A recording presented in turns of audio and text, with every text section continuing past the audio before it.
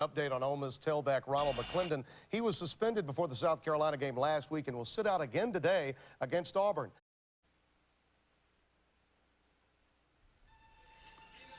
The idyllic town of Oxford, Mississippi, home to the Ole Miss Rebels. In the 1950s and 60s, under legendary coach Johnny Vaught and charismatic quarterback Archie Manning, the Rebs played football as well as any team in the land. The more you watch this fellow from true Mississippi, Archie Manning, the more you realize that he's the master of the football. Now, after years of frustration, the Ole Miss fortunes have blossomed again under the guidance of Eli Manning. Touchdown, Eli Manning! Today, the Rebs can take a step closer to its first SEC title in 40 years. But they'll have to defeat the enemy of the state, former Ole Miss coach and current Auburn mentor Tommy Tuberville.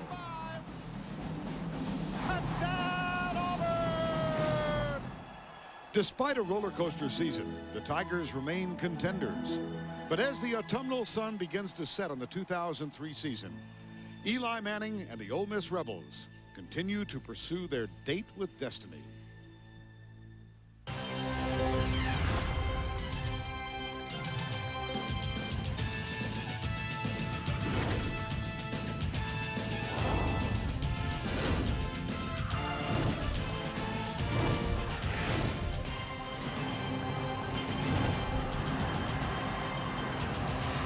We welcome you to the Home Depot SEC on CBS on this glorious Saturday afternoon in early November from the loveliest village on the plain.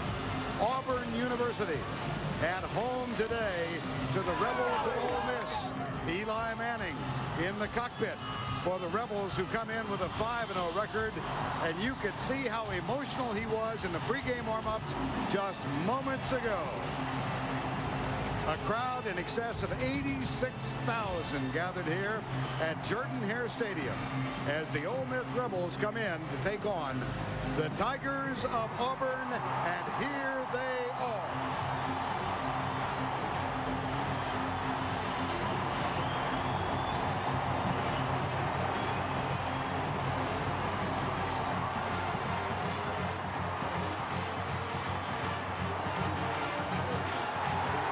Right behind them, the Rebels of Ole Miss.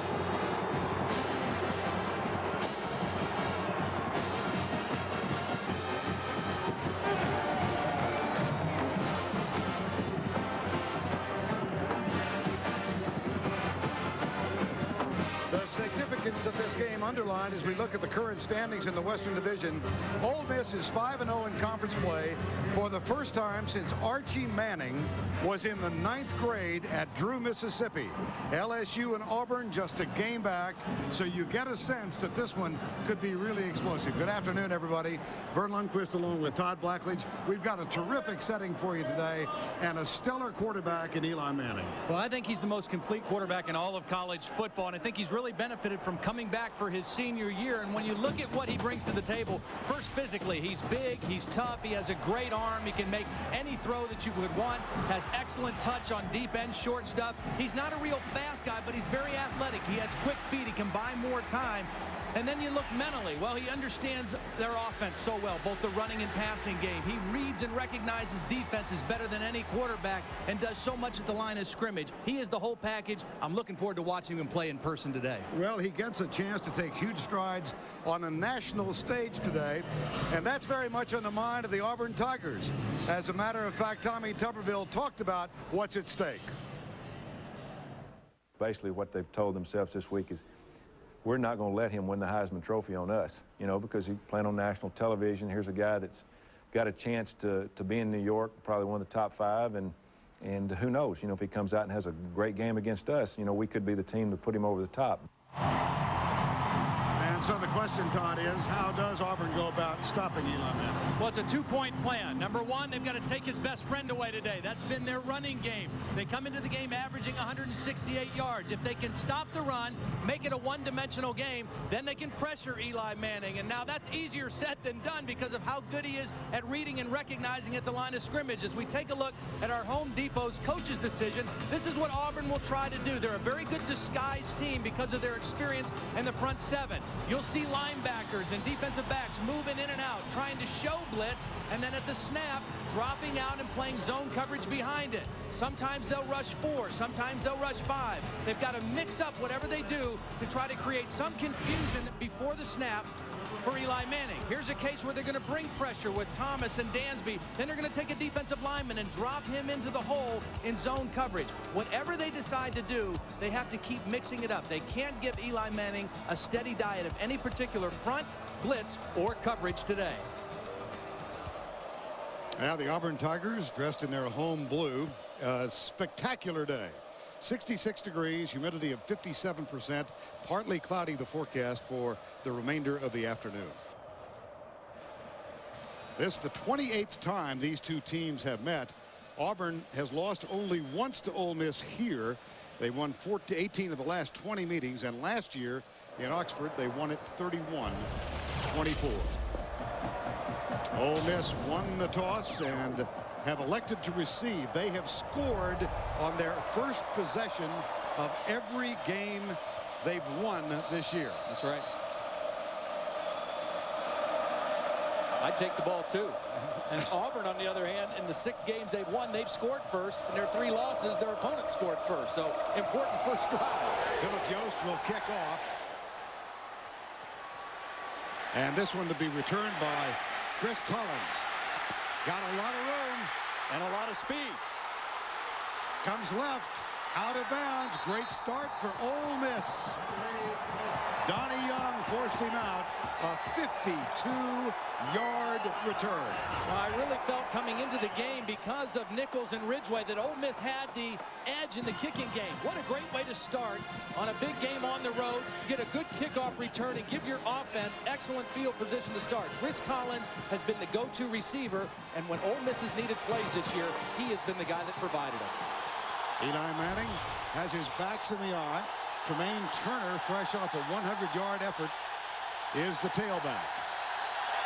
And he'll get the handoff on first down. Oh, it's play action. Great fake by Manning.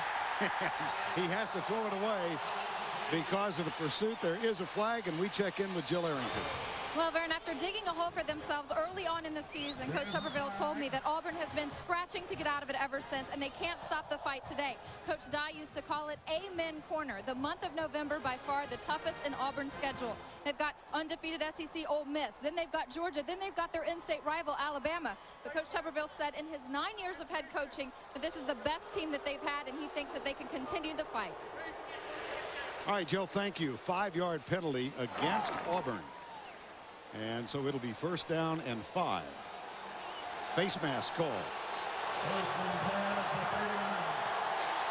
Manning for his career 753 completions.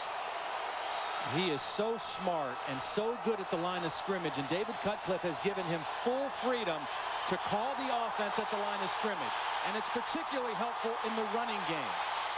And they will run it on first down. Turner with a lot of room, cuts back, gets more space, and is down at the 21-yard line by Carlos Dansby.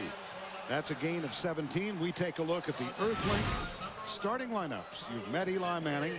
The offensive line: Stallings, Buckles, Sawyer, Johnson, and Woodruff. And a 17-yard gain for Tremaine Turner on his first carry. Townsend, the fullback. The wideouts: Kerry Johnson and Chris Collins. Backs in the eye again on first down and 10 from the 22. Deep handoff, Turner going right. Wow. And he bangs inside the 10-yard line. What a start for the Rebels. I mean, this is absolutely to the script. Get the good kickoff return, get the penalty when you go pass, and then get 2 solid runs, leading with the fullback, Lorenzo Townsend, and good, strong running by Tremaine Turner. And I mentioned about Eli, the best thing that happened in him coming back for his last year is he has improved in his understanding of the running game and which plays work best against which defenses. Gains of 17 and 13. It's first and goal. Why not go back to Turner? Does a nice job of stutter stepping at the line. He's down between the 6 and the 5. Junior Rosegreen. makes the tackle. It'll be 2nd down and goal. How important is the running game for Ole Miss? Well, look at the comparison from last year to this year. I mean, almost 70 yards better per game rushing. And what that does is it makes you more balanced. It makes that defense play on their heels a little bit, and it preserves your quarterback. Eli Manning's body has not taken nearly as many shots this year at this point in the season as he did a year ago. Well, they have scored on the opening possession last 7 times. 5 touchdowns, 2 field goals, 2nd down. Here's Turner. They keep it on the ground. It'll be 3rd and goal from the 3. One of the areas that John Latina and David Cutcliffe really wanted to emphasize this week, scoring more touchdowns in the red zone. When you play a big game like this on the road, you have to come away with points, obviously. But this offense is too good to not have a better percentage of touchdowns. With a quarterback like Eli Manning and his ability to see the field and recognize, they really wanted to work hard on getting more touchdowns when they get down here. Yep, Manning will go from the spread. Collins is wide to the right. Mike Espy is split off to the left. This is Collins in motion. Got him. There he is. Collins bobbles it but hangs on. Touchdown, Ole Miss.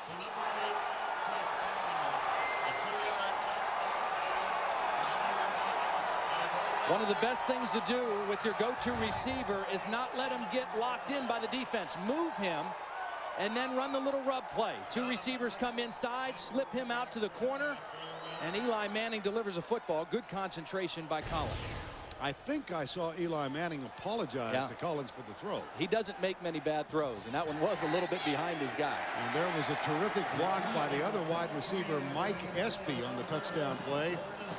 Jonathan Nichols gets the extra point. That's 173 in succession for Ole Miss. We'll be right back.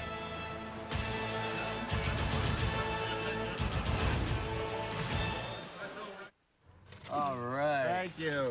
Oh boy. Oh boy. This isn't gonna do it. These burritos are a bit smaller than we expected. We're hungry. Maybe 10. Yeah, 10 more. 10 more. We'll make it like an even dozen. That'll probably do us. All right, this should do it. That's good. Did you order some? Big breakfast burritos. Sonic's got them, others don't. Breakfast at Sonic featuring really big burritos stuffed with sausage, egg, and cheese. It's not just good, it's Sonic good.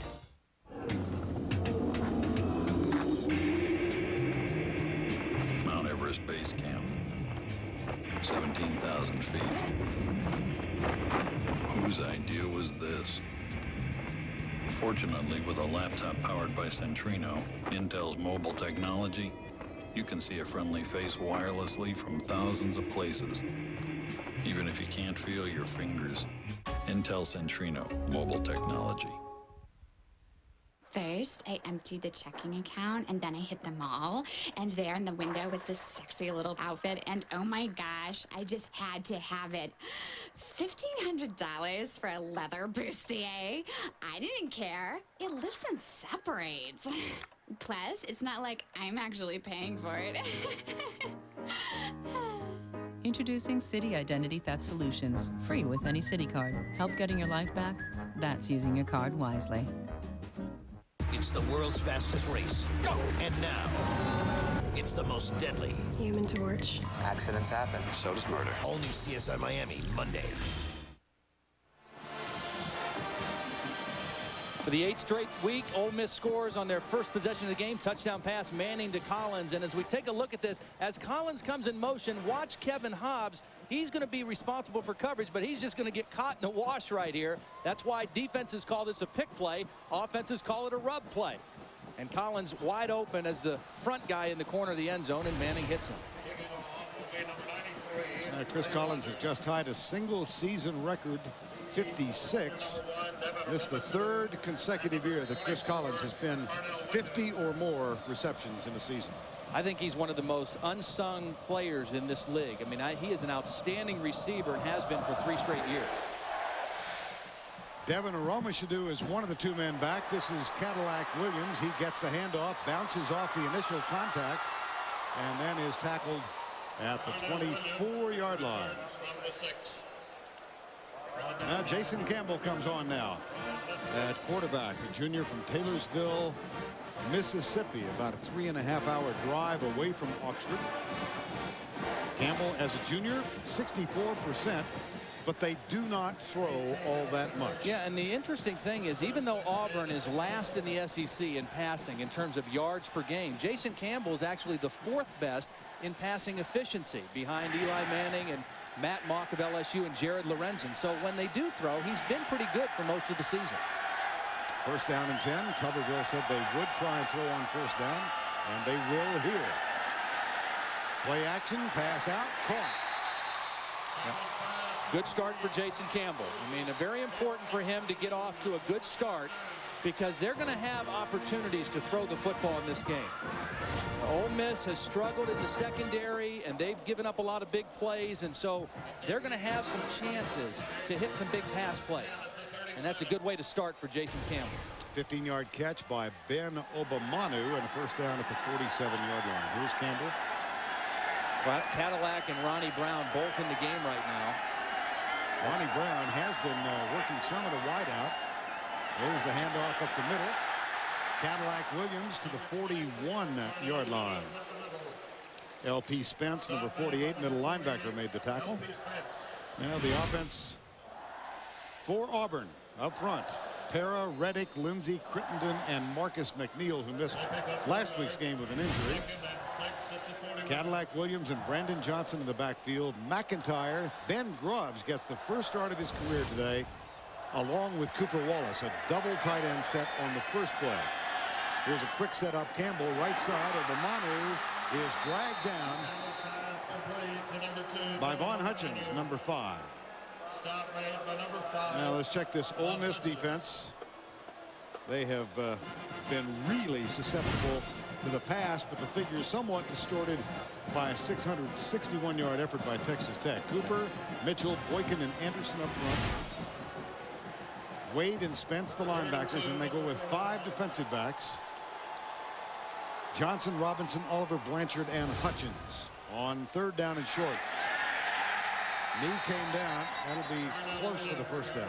One of the reasons I think that they're starting Grubb at the tight end, and we'll see him in a lot of 2 tight ends, is just because of how much bigger they are physically than this Ole Miss defense. I mean, per man, Auburn's offensive line averages just about 50 pounds per man bigger than the Ole Miss defensive front. And I really think, even though Ole Miss's statistics say they've done a good job stopping the run, I want to see them tackle Carnell Williams and Ronnie Brown for 4 quarters today. I'm just not convinced that they can hold up to this kind of a line and those kind of backs. Fourth down. Well, Tommy Tuberville, known as the Riverboat Gambler, he's got the ball at the 47. I'm sure he'll go for it. Yeah, well, he told us, I mean, if it's less than a yard, I mean, he's always going to go for it. And they've gone for it 18 times this year, more than anybody else in the SEC. And again, he's thinking, I've got this big offensive line. They're small up front. I've got a quarterback that's 6'5", 230 pounds. If we can't make a half a foot, then we don't deserve to be in this football game. Former coach at Ole Miss in his 5th season here. Fourth down, less than a foot. Quarterback sneak. Campbell, first down. Little extracurricular activity after the whistle blew. Eric Oliver came up and rather rudely treated Cole Bennett. First and 10. I think the keys to the game, both teams want to run the football, but they have different goals. Ole Miss 125 yards or more. Auburn needs to run for 225 or more. And Ole Miss is on defense right now. The big key for them is to tackle these running backs, although there's no running backs behind Jason Campbell right now. 5 wide receivers set for the Tigers. And a blitz look for Ole Miss on first down. They are coming from the corner. The read left side that appeared to be tipped. It'll be second down and 10. I think what is happening right now with Auburn wants to show a lot of different stuff. They want to show a lot of formations. They want to show a lot of different wide receiver packages just to make Ole Miss feel like they're going to have to defend a lot of stuff. That's Hugh Null, the offensive coordinator in his first year. He's also the line coach. But I think eventually they're going to get back into I formation, tight ends, and running power football and seeing if Ole Miss can stop them. And here's the I with 2 wideouts to the left side, and Campbell with the audible. Play clock at 3. He does get it off. The handoff to Cadillac Williams. Parnell Williams across the 50 to the 48-yard line.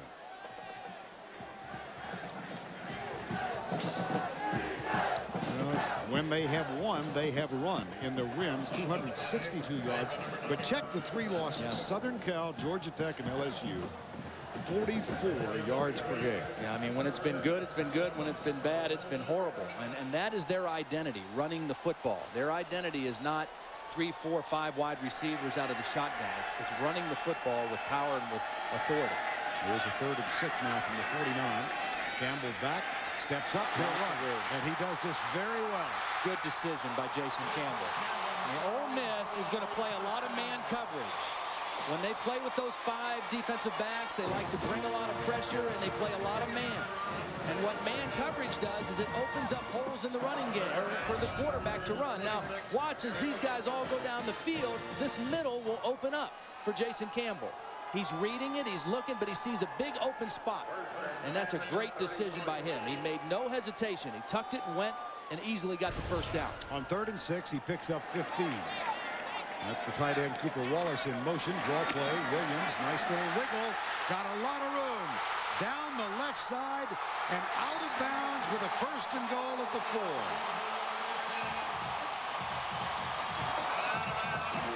Boy, excellent blocking up front. Marcus McNeil and Mark Para, the 2 tackles, and then watch the tight end Cooper Wallace. There's McNeil who pulled on the play. And this is what they did last year with Ronnie Brown playing. They got to the corner several times against this Ole Miss defense. They hooked those defensive ends and they got their backs to the corner. Double tight end set. Actually 3 tight ends on this 1st down play. That's Grubbs in motion now. He comes back to the near side. Lead block by Johnson. Gets a good one. Here's Williams. And he strolls in. Wow!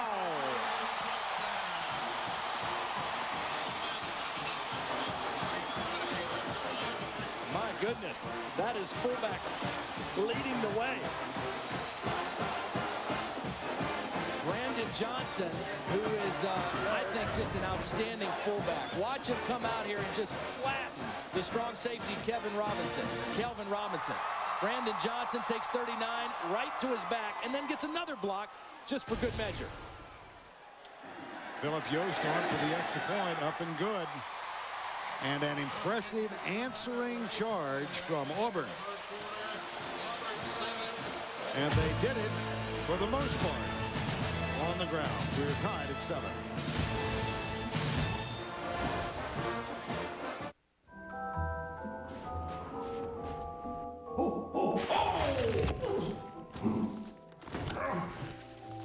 And I don't even have that insurance. What insurance, Santa? The one that pays you cash if you're hurt and can't work. Huh?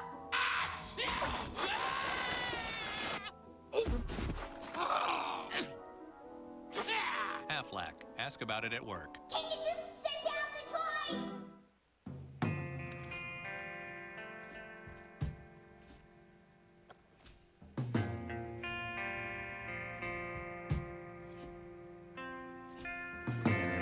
Because we have to meet the deadline.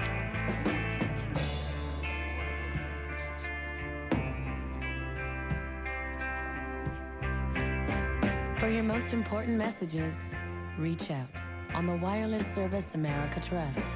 AT&T Wireless.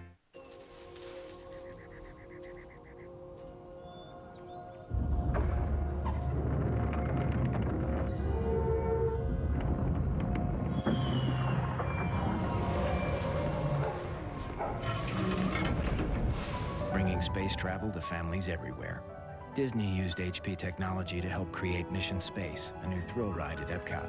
Enter online for a chance to win a trip from HP to ride Mission Space New Year's Eve. HP Invent. A doubleheader. Cleveland tries to slow down Priest Holmes, Dante Hall, and undefeated Kansas City. Then Buffalo braces for a battle in Dallas. Sunday on CBS. Sunday on CBS, CBS presents a world premiere movie that takes you behind the headlines of the Elizabeth Smart kidnapping. From the 9-month ordeal to her emotional rescue, don't miss the Elizabeth Smart story Sunday at 9/8 Central on CBS. 8:20 remaining opening quarter. 7-7 Ole Miss and Auburn. And Philip Yost getting set to kick off for the second time in the ball game. Now, they won last week 73-7 over Louisiana Monroe. Yost kicked off 11 times. They had to take him out. He was tired. Yeah, imagine that. Not today. Wow. Good one. Well, we've not had a chance yet to introduce you to the defensive unit of Auburn. We'll do so forthwith. Up front, Edens, McNeil, Johnson, and Torber. Travis Williams, Dontarius Thomas, and Carlos Dansby are the linebackers. And the secondary, Kevin Hobbs, a former walk-on, Will Herring, Junior Rosegreen, and Carlos Rogers. On first down, Turner gets by Torber, but just for a second. Torber did a nice job of holding him up until the rest of the guys got there. You know, the strength of this Auburn defense is without question their front seven. They've got 5 seniors playing in there, and all 5 will probably get drafted in the NFL. And watch these guys get to the football. They're fast, they're explosive, they stay in their gaps, and Torber doesn't get the tackle, but he held on just long enough for the rest of his mates to get there. Gene Chizik on the right side. Yeah, that's him, defensive coordinator for the Tigers. 2nd and 10, no gain on the last play. Manning will throw. 5-6 set up, in and out of the hands of his intended receiver Collins. It'll be 3rd and 10. And here's our first 3rd down situation. The key for the Auburn defense is to see how they can pressure or create some confusion for Eli Manning. 3rd down and 10. Again, David Cutcliffe told me before the game, says this is the best disguising defense that we've seen all year. They do a great job of moving people around and showing you one thing and doing something else. As you saw in the graphic, they excel on 3rd downs. But that runs the gamut from 3rd and 1 to 3rd and 15. This is 3rd and 10. Here's Manning, blitz coming from the corner. He delivers on target, and it's going to be a first down. That's Tay Biddle, number 7, the sophomore from Decatur, Alabama. See, what you have to do against a quarterback like this is you've got to keep moving around. These guys have to show things. These guys all have to be moving around. And Eli Manning, he's sitting in there, he's setting the protection, he's watching everything, and this time he knew exactly where he wanted to go with the football. That's why it's so hard to sack. If he knows what the defense is, he knows how to get rid of it quick. Now here's the audible from Manning. 1st and 10 after the 13-yard gain. He'll run it, try to run it, and this time they jam up Turner again. And now let's go back to New York for a Pontiac High Performance Update. Here's Tim.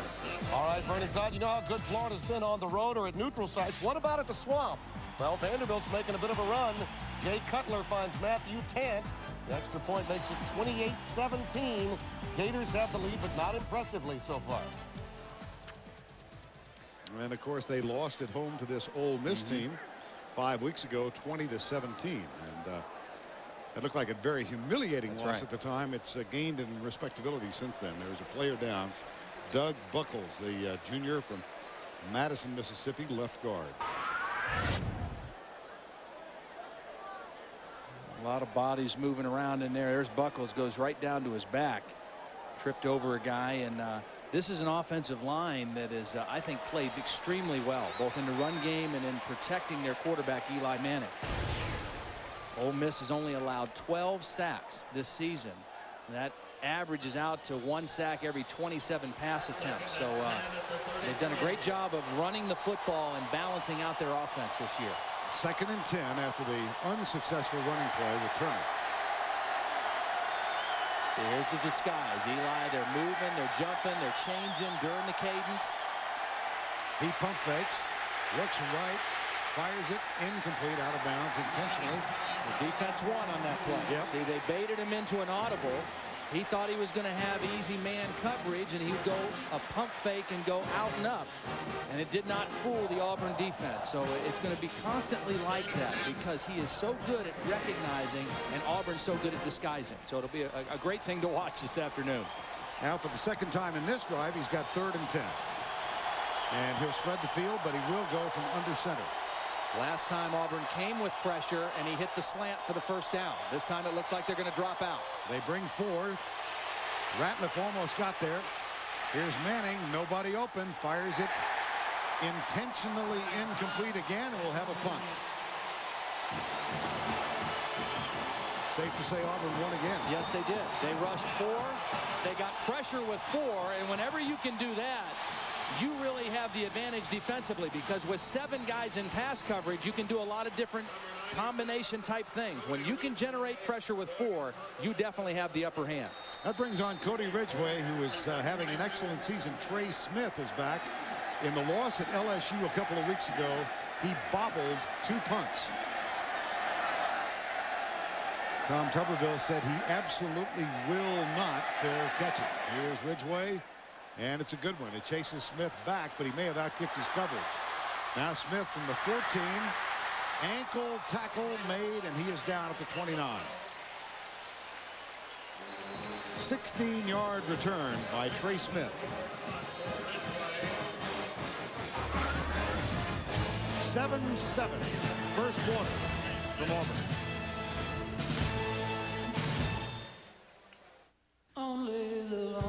To every computer geek who occasionally got a date based on his ability to fix a girl's computer, we really apologize.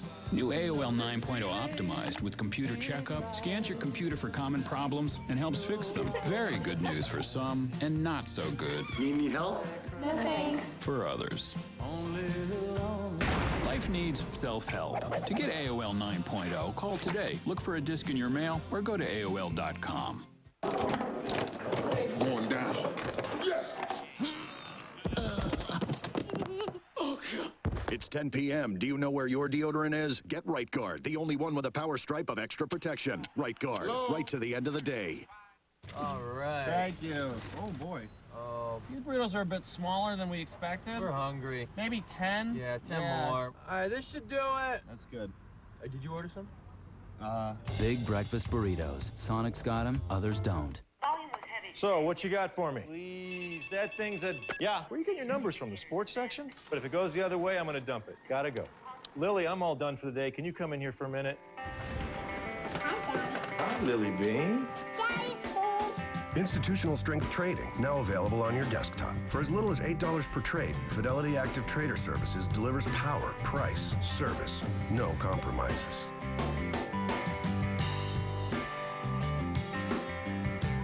Monday, Dave's all new with the very funny Norm Macdonald, plus Jack Hanna's Animals, and Andrew, the latest Survivor castaway. Then Tuesday, don't miss Madonna, all new all this week. Doubleheader for you tomorrow, the NFL on CBS. In game 1 at 1 o'clock, most of you will see Cleveland, Kansas City, or Miami at Tennessee. And then Buffalo at Dallas, or the Jets at Oakland in the second game. And it all begins with the NFL today. 12 noon tomorrow on CBS.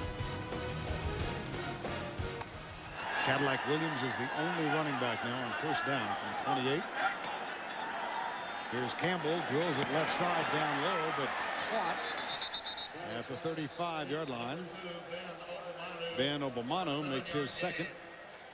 Check out CBS Sportsline's scoreboard for the best live play-by-play from every top 25 college football game. Just click on NCAA football at CBSSportsline.com.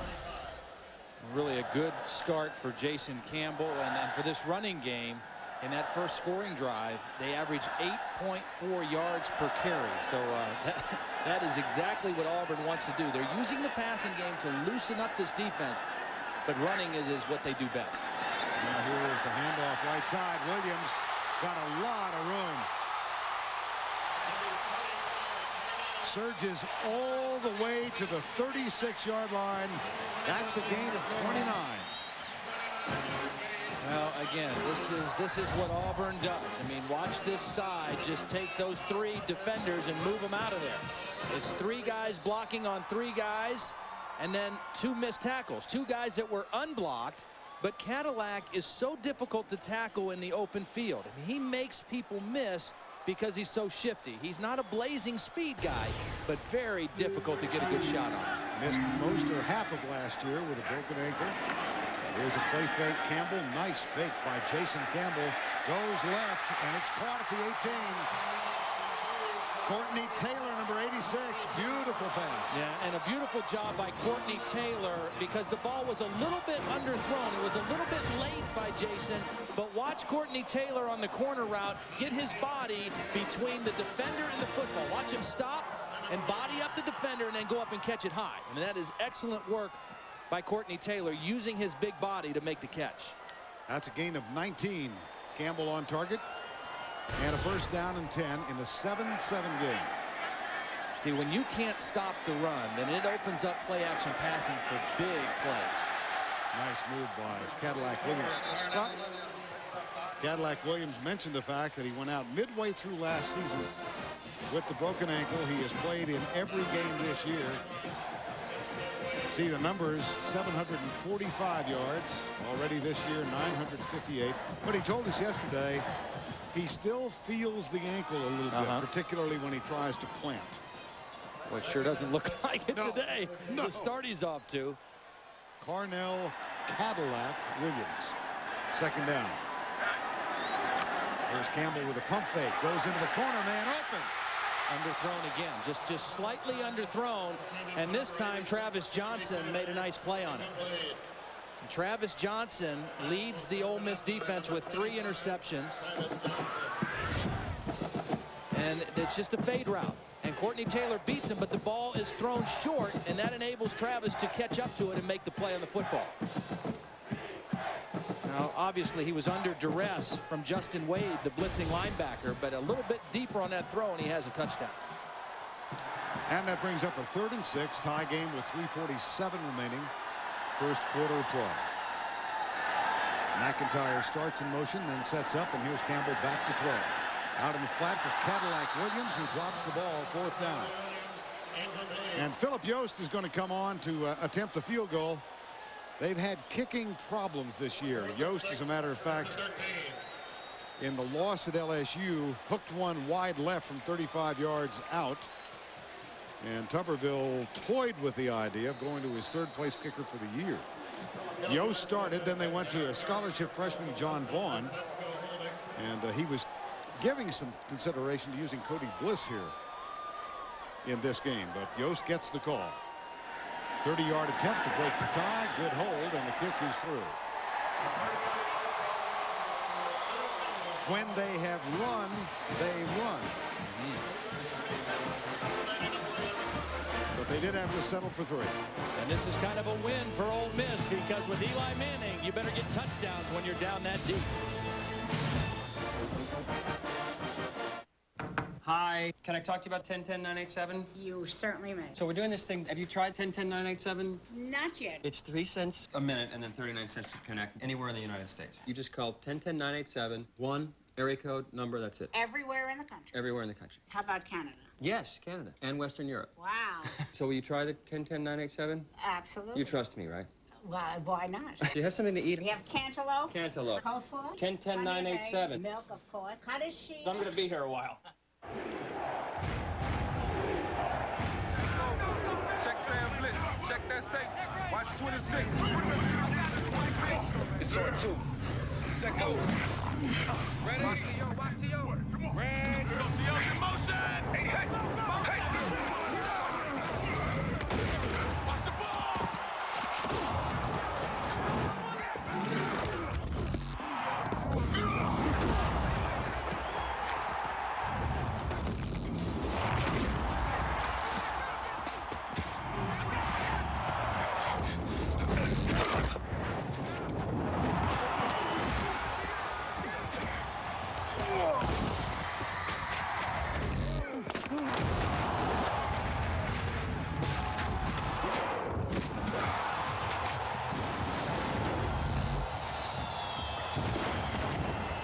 I thought you were gonna block. Man, I thought you were gonna run. Greg Norman hosts the world's top golfers as they go on the attack at the Franklin Templeton Shootout next weekend on CBS. Stay out of the water.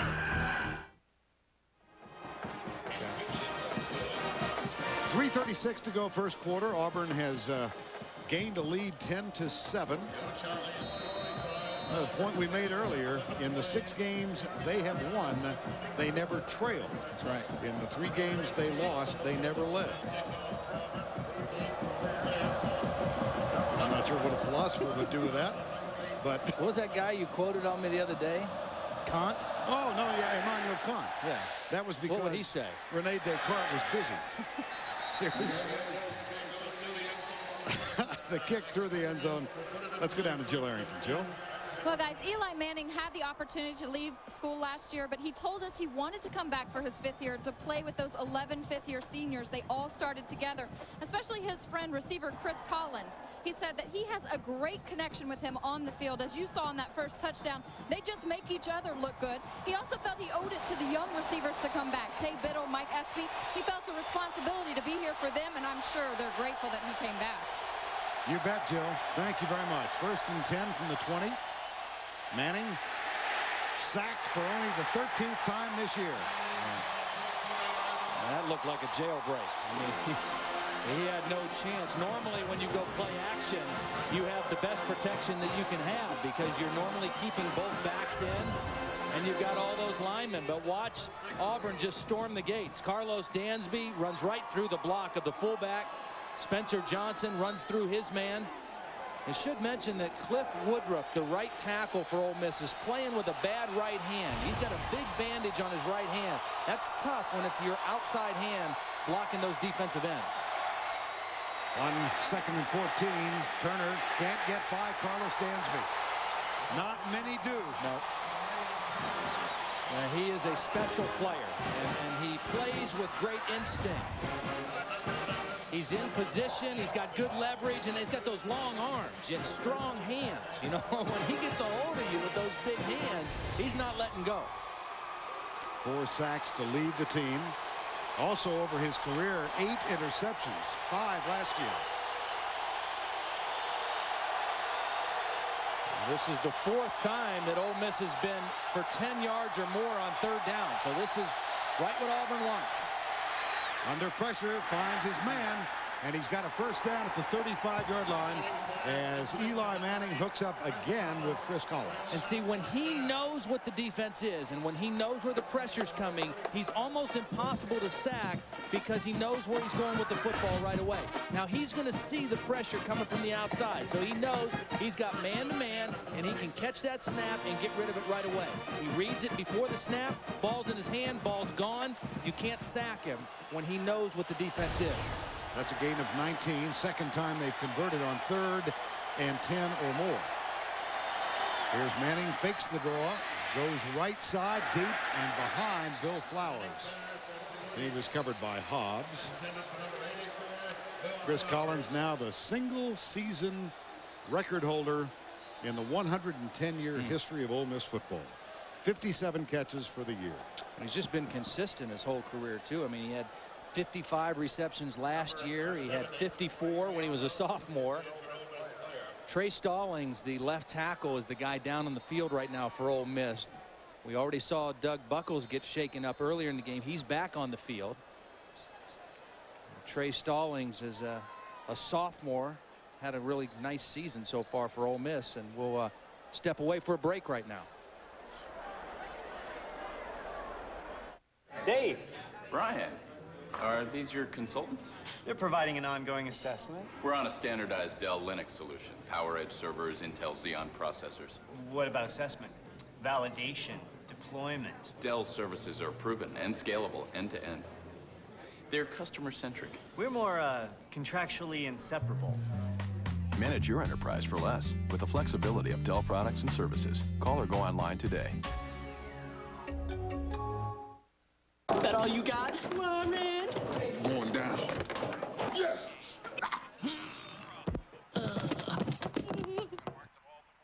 Oh, God.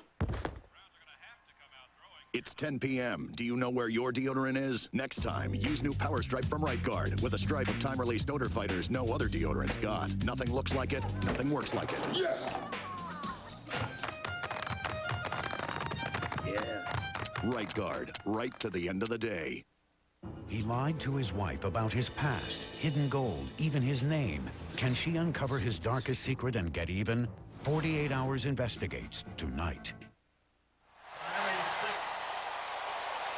10-7 Auburn. Trey Stallings assisted to the bench. Bobby Harris has taken his spot at left tackle. Here's number 75.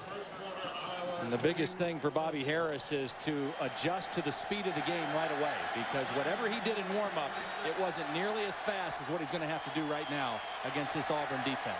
2nd and 10. Dansby on the right side, and here's Turner across the 40 and out to the 42-yard line. Let's take another look at the injury suffered by Trey Stallings. Yeah, he's up here, and at the end of the block, T.J. Jackson, number 58, is just going to fall into his left leg. You see the left ankle kind of bend in a funny way, the left knee. And hopefully he'll be okay as they continue to attend to him on the Ole Miss sideline. Checking his knee right now. And 3rd and 4 for Ole Miss. They are 3 of 4 on 3rd down conversions in the early going. And they've converted when Auburn has brought pressure.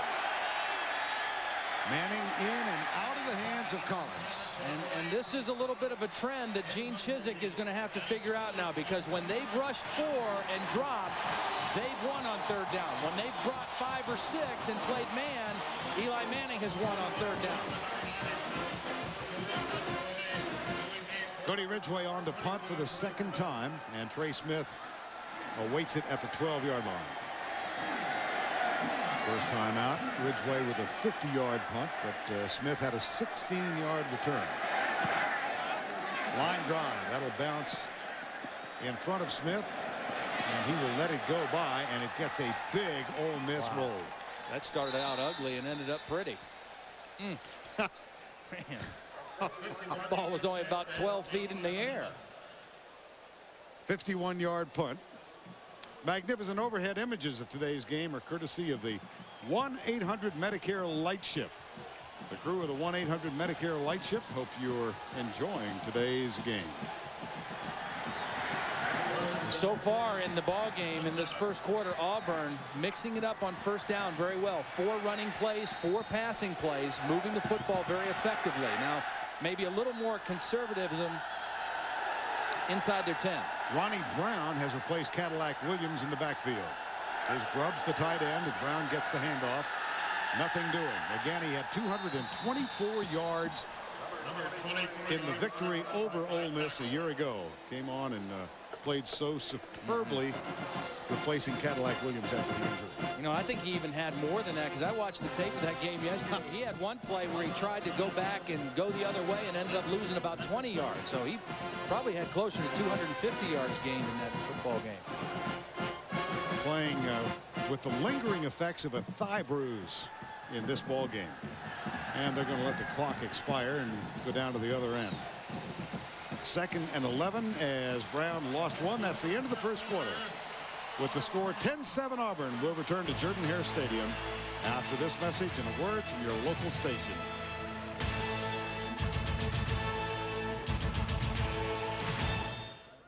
This holiday season. What's this? This is the North Pole. No, it isn't. Yes, it is. No, it's not. Where's the snow? Elf is giant-sized fun, raves Joel Siegel.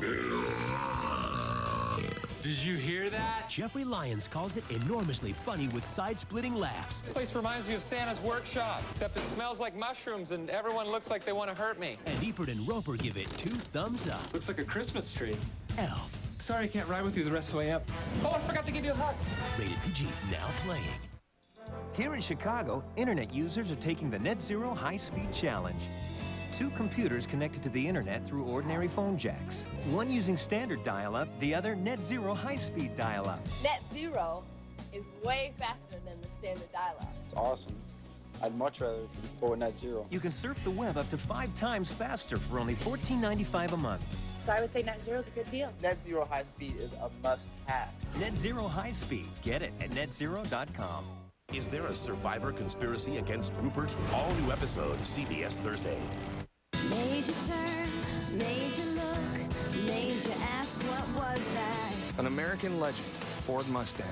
With an available 260 horsepower V8 engine, 0% financing for 60 months, or $3,000 cash back, it's all the incentive you need, all the power you want. It's time to look again at Ford Mustang.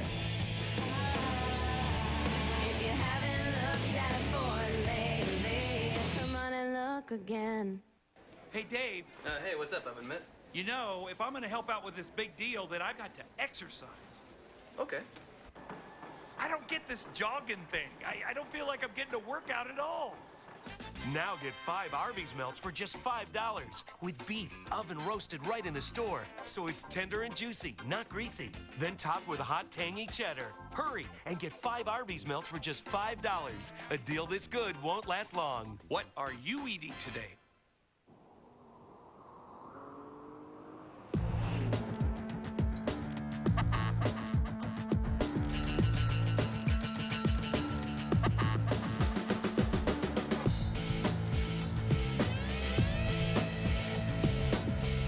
Nothing has changed.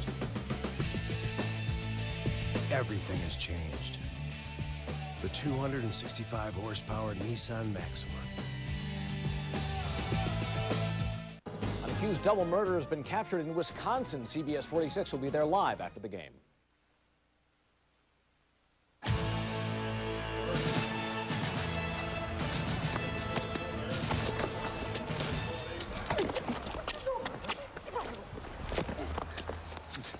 Thus ends the afternoon of Aubie. And we're back for the start of the second quarter from Jordan Hare. Vern Lundquist, Todd Blackledge, Jill Arrington, 10-7 Auburn. They have a second down 11 at their own 6-yard line. Campbell will throw from the end zone. Nope. Going to tuck it. Try to run. He gets back to the line of scrimmage. Well, I think most of you who follow SEC football know that the standings are very tight in the East, and there is the possibility of a 3-way tie.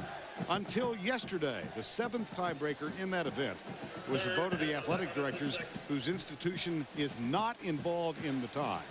There was a conference call actually day before yesterday, and they have changed the rules. We'll continue with this after the play, but essentially they're going to tie break by voting in the team with the highest BCS standing, and there is an unless. Here's Campbell from the end zone. Watch out.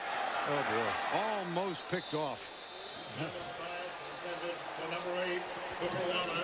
And the lower part of that last graphic, in case the head-to-head results of the top 2 ranked tied teams will determine the representative. So they've gotten themselves off the hook, Todd, I think. Yeah, you know, and there was so much made about it when it came out that that's how they were going to decide the tiebreak with this vote of athletic directors, and so different than other conferences that they went back, and to their credit, you know, you don't normally see that happen midway through the season or at the end of the season, but they went back, revisited it now, and made the change, and I think it's a good change. Here is the first Auburn punt. Mike Espy awaits the kick of Cody Bliss. And Ole Miss is going to come out of this with very good field position. Yeah, but Auburn really escaped on that 3rd down play, because that was first almost a safety on a sack, and then it was almost an interception, which would have been even worse. As it is, it's Ole Miss's football out by the 50-yard line.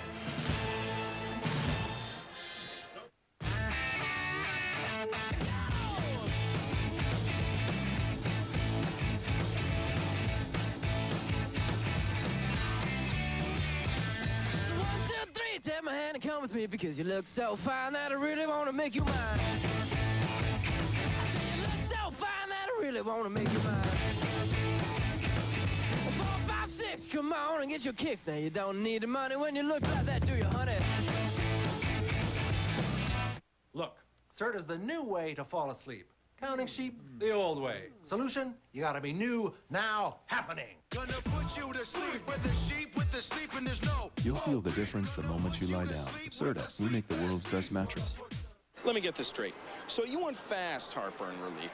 You want something that lasts, and you don't like taking all that prescription strength stuff. Well, this is your lucky day. New Tums Lasting Effects. It's fast, it lasts.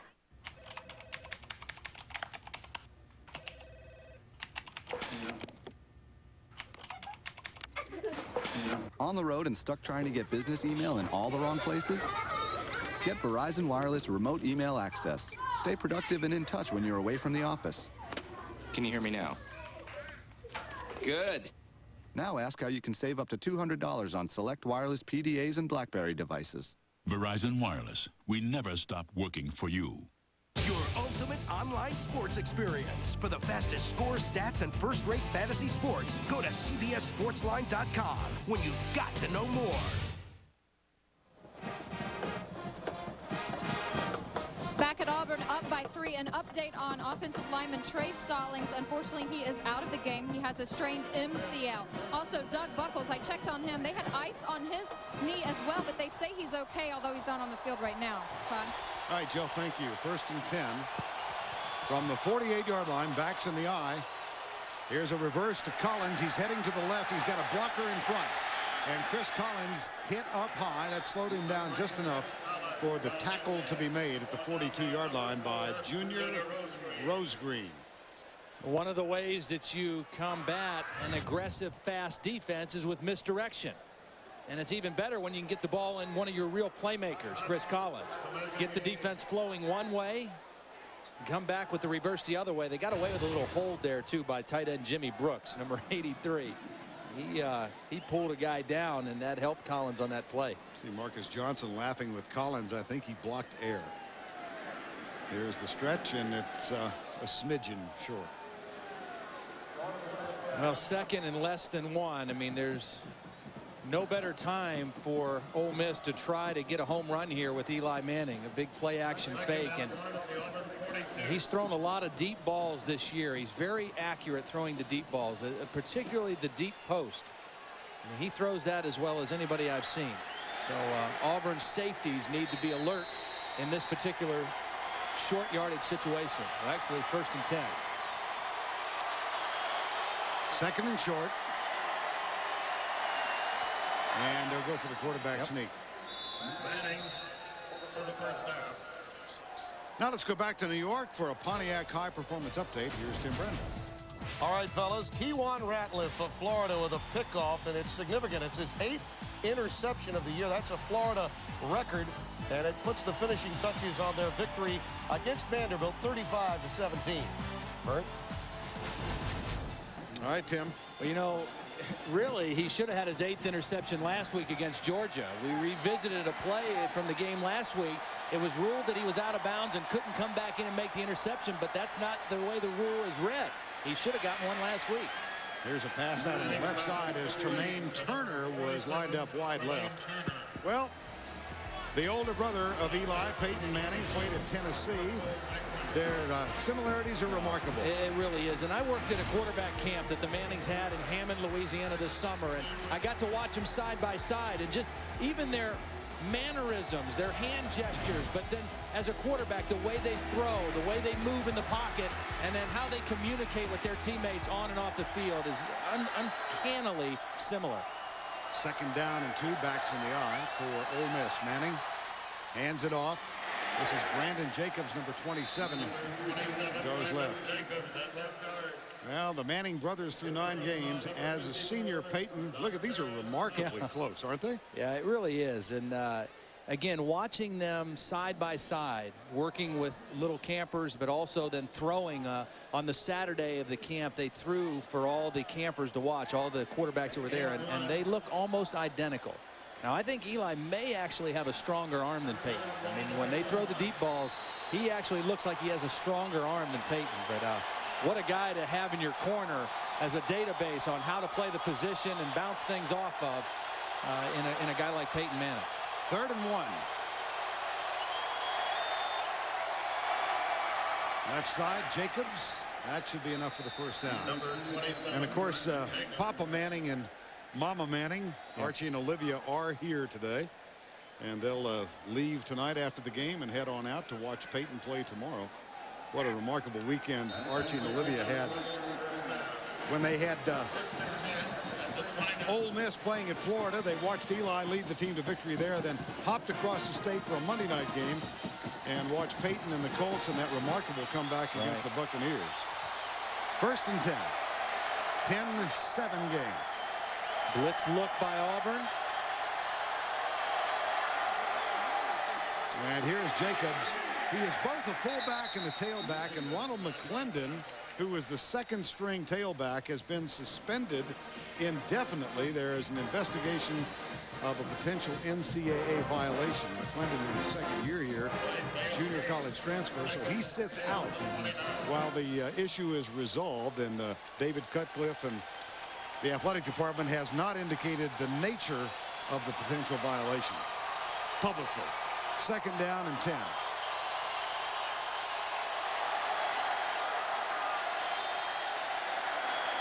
Now try the lead block this side. There's Jacobs getting that block. See, this is the difference. This is the difference in Ole Miss this year from Eli's other 2 years. Their ability to count on their running game to make plays. I mean, this is a check at the line of scrimmage by Eli to a run against a pressure defense, and instead of having to count on dropping back and throwing the football to make all the plays, and your quarterback being in a vulnerable position in all those pressure situations, when you can mix in the run just as effectively, boy, that's hard to defend. 3rd and 1 again.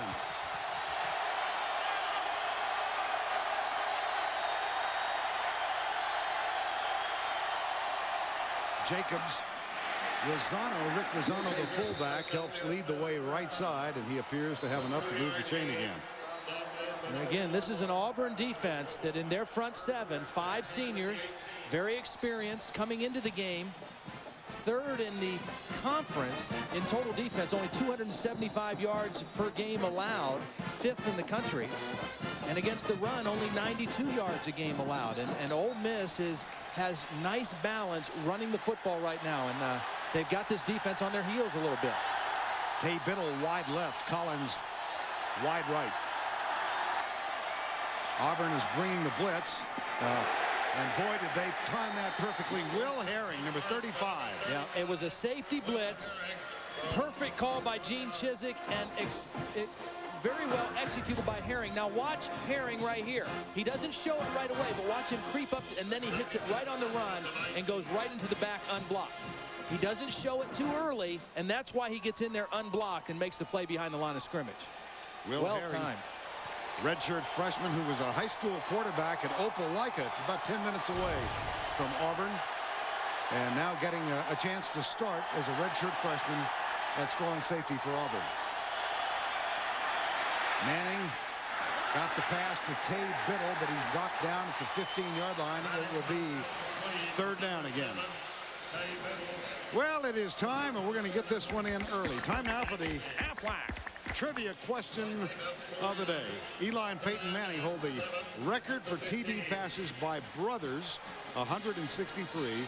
Which set of brothers is in 2nd place? Give you a challenge. I got a hint. Do you? Yeah, the hint is their hometown is San Antonio, Texas. Whoa, that's going to lead everybody astray. 3rd and 7.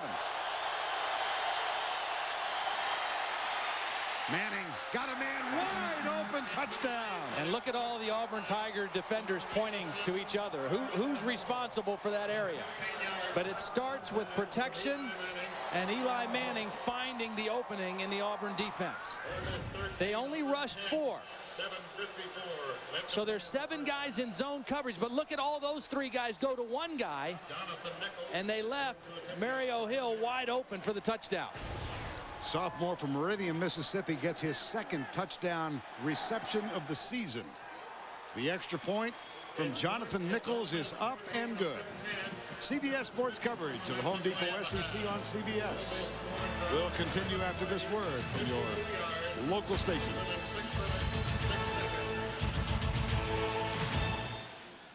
He lied to his wife about everything. Did his secrets include murder? Tonight. He's put together a really nice run here. Yeah. Oh, look at that. Ooh, that hurt. Hey, look, what's this? Someone's entered the arena.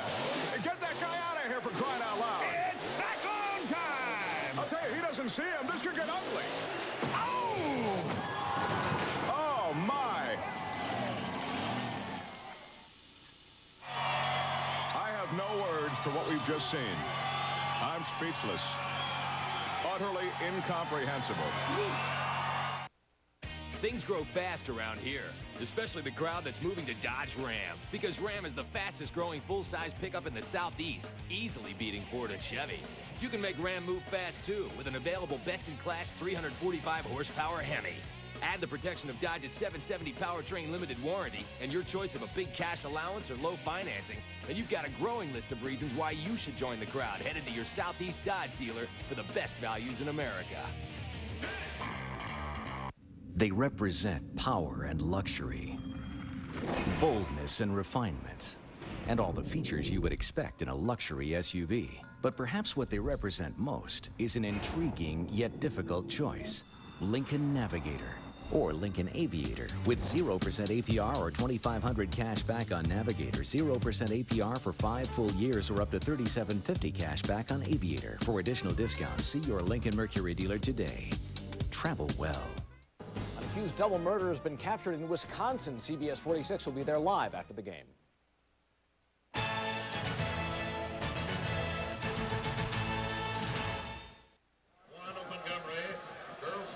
Eli Manning, 3 third-down conversions on that last drive, and he finds Mario Hill. Archie, that's really Woody Allen. It's hard for Archie to go incognito. I don't care how many hats and earphones and glasses he wears. Everybody knows Archie Manning in Oxford. Very short kick. Aromashadu has it. Devin Aromashadu, and he is cut down by Kelvin Robinson, number 39. Well, this is the first family of football in the South. Archie Manning, Ole Miss, 1970. Peyton Manning, 94 to 97. And Eli Manning, and of course we can't forget Cooper Manning, who played at Ole Miss as a freshman, but then his career came to an untimely end because of a determination of a narrow spinal cord. So Cooper Manning had to give up the game. He's the oldest of the 3. And the funniest, I can guarantee you, he's the biggest character of the 3. There's Campbell. That's almost picked off. Wow. Good pressure applied by Jesse Mitchell, one of the defensive captains, and that kind of forced the errant throw by Campbell. Justin Wade had his hands on it. That's the second near interception for Ole Miss. Campbell, they just don't throw a lot. And Tuberville said, we will throw on first down today, and they have. Well, when they throw on first, they've got to complete, because 2nd and 10 is not a good down for Auburn. And there's why. Carnell Williams tackled from behind by McKinley Boykin and Jesse Mitchell. Let's go back to the touchdown now. Auburn knows that Chris Collins is Eli's go-to guy. Now watch as Hill goes to the post. Watch these 3 defenders. They are all going to go for Chris Collins on the out route. 3rd down, everybody says he's going to go to his favorite guy. Nope. He slips the ball behind him to Mario Hill for the touchdown. And that is Eli Manning being able to read the defense and work the field. Now the difference, we are told, in the 2 boys, and you do know them pretty well, the 2 football playing sons. Peyton is very intense. Eli's a little more laid back. Here's Campbell being chased out to his left. Tucks it, knocked out of bounds. Good defense by Ole Miss. And the one thing about this Ole Miss, they are not very big, but they're very fast and they're very active. And so they get quick pressure that forces Campbell out, and then they run to him when he's out on the perimeter, and they don't allow him to set his feet or turn his shoulders to make a throw. That's good 3rd down defense by Ole Miss. That will bring on Cody Bliss for the 2nd time in the ball game. On 4th and 15, Mike Espy to return, and he is set up at the 42-yard line. Return is on all the way. This is a beautiful punt. And Espy gathers it in at the 29-yard line, gets 2 blocks, and that's a nice return. Yep. Couple blocks and a couple missed tackles and good field position for Ole Miss. Again. 53-yard punt, 13-yard return. We'll be right back. Mom, Dad, this is Paolo. He's an exchange student. Would you like something to drink? Sit. Wow, look at that. It's the Vega Theater. Amazing. It's a Grand Vega TV with a Vega engine. Of course. DVD dream system with progressive scan and digital surround sound. Fantastico. Lemonade? Introducing the affordable Vega Theater from Sony. This holiday season, put up lights and don't take them down. Put on a warm coat and leave it on. And keep your holiday centerpiece up all year. At the Home Depot, we're more than a store. We're your home for holiday decorating inspiration. Get started this weekend at the Home Depot and Expo Design Center. Make no payments and get no interest for 12 months on any purchase of $2.99 or more when you use your Home Depot or Expo consumer credit card. The Home Depot. You can do it. We can help. The Hyundai Sonata makes more sense than ever. Once again ranked most appealing entry midsize car by J.D. Power and Associates.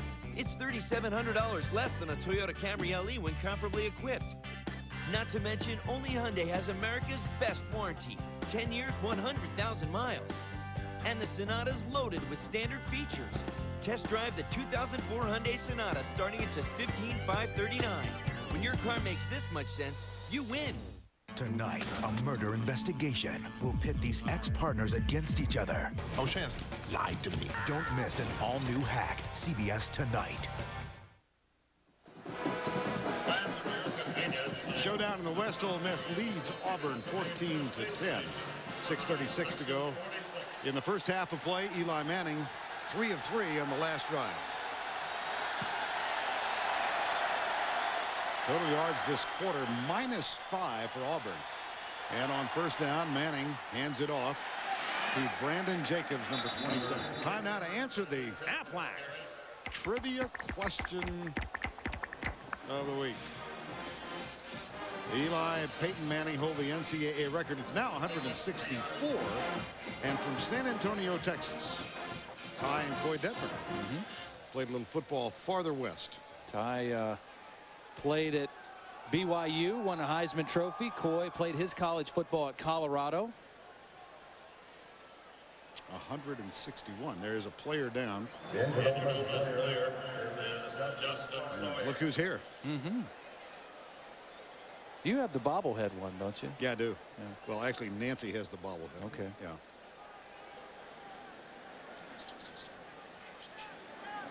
It appears to be Justin Sawyer, who is the injured player now for Ole Miss. Yeah, the third Ole Miss offensive lineman that has gone down in the ball game. Now Buckles is back in, number 62, but they've already lost Trey Stallings. Time called while they give medical assistance to Justin Sawyer, and we'll return in just a moment. How did we design the Kia Sorento to attain the highest quality? How did it get the government's highest safety rating? How did we back it with such a great warranty and still price it thousands less than the competition?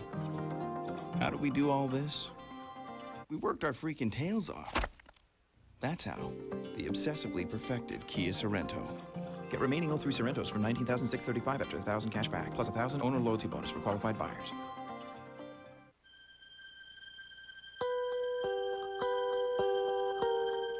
Where's the line between you and everyone else? You sense it shifting, blurring, fading. So you question things. You think about things. You don't settle. You don't compromise. You don't want to buck the system. You just want to give it a little nudge. We get that. At Miller, we don't compromise either. It's why we cold filter Miller Genuine Draft for the fresh, smooth taste of draft beer. It's why we created the first light beer, the beer that's great tasting and less filling. Because at Miller, we believe there's good enough, and there's better than it has to be. Miller, good call. Tim Brando in New York. Coming up on the Earthlink Halftime Report, Spencer Tillman and I will catch you up on all of today's action, including Oklahoma's Jason White and Mark Clayton connecting on one of their 3 touchdown passes in the first half, en route to hanging 77 on A&M. Now back to Ole Miss and Auburn. All right, thank you, Tim. The best seat in the house for today's game on board the 1-800 Medicare Lightship, flying 1,000 feet above with aerial coverage of the Auburn Ole Miss game. The injured player is Justin Sawyer, number 53. And medical attention still being paid to him as looks like they put the air splint on his left leg. You know, and the sad part for Ole Miss is number one, this offensive line has been a real strength of this football team this year. Their ability to run and protect their quarterback. And now they're down 2 starters. Chris Spencer will come in and be the center now, number 73. But you know, they've done such a nice job. That's Trey Stallings, the left tackle, who went out earlier. They've actually run more than they've thrown in this game so far today. 18 runs and 11 passes. So you wonder if the strategy may have to change a little bit for Ole Miss with 2 new starters now in their offensive line. Well, one injured player applauds his comrade. One thing David Cutcliffe told me Wednesday when I was over in Oxford, he said, you know, I wish I had better depth on the offensive line. We don't have the kind of depth. And it really took a long time when I was at Tennessee. He was there for 17 years to build a real sense of 2 deep depth along the offensive line. They don't quite have that yet at Ole Miss, but they're going to dip into that depth here right now.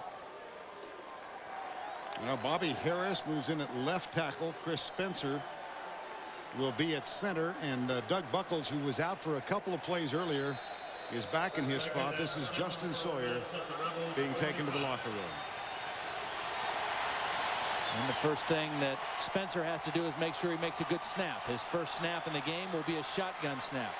Now he is the backup center, and there's motion on the right side, and this will be a flag thrown on Cliff Woodruff, number 74.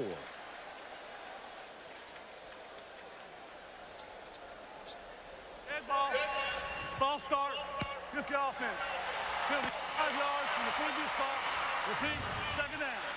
Well, there's the first snap, a little high and right. So the good thing for Spencer, it got to be a practice snap. Yeah, you know? that's right. Now he gets to go for real. Gets a do-over.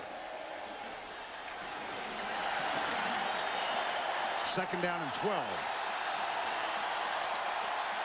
Manning under center on the 2nd down play.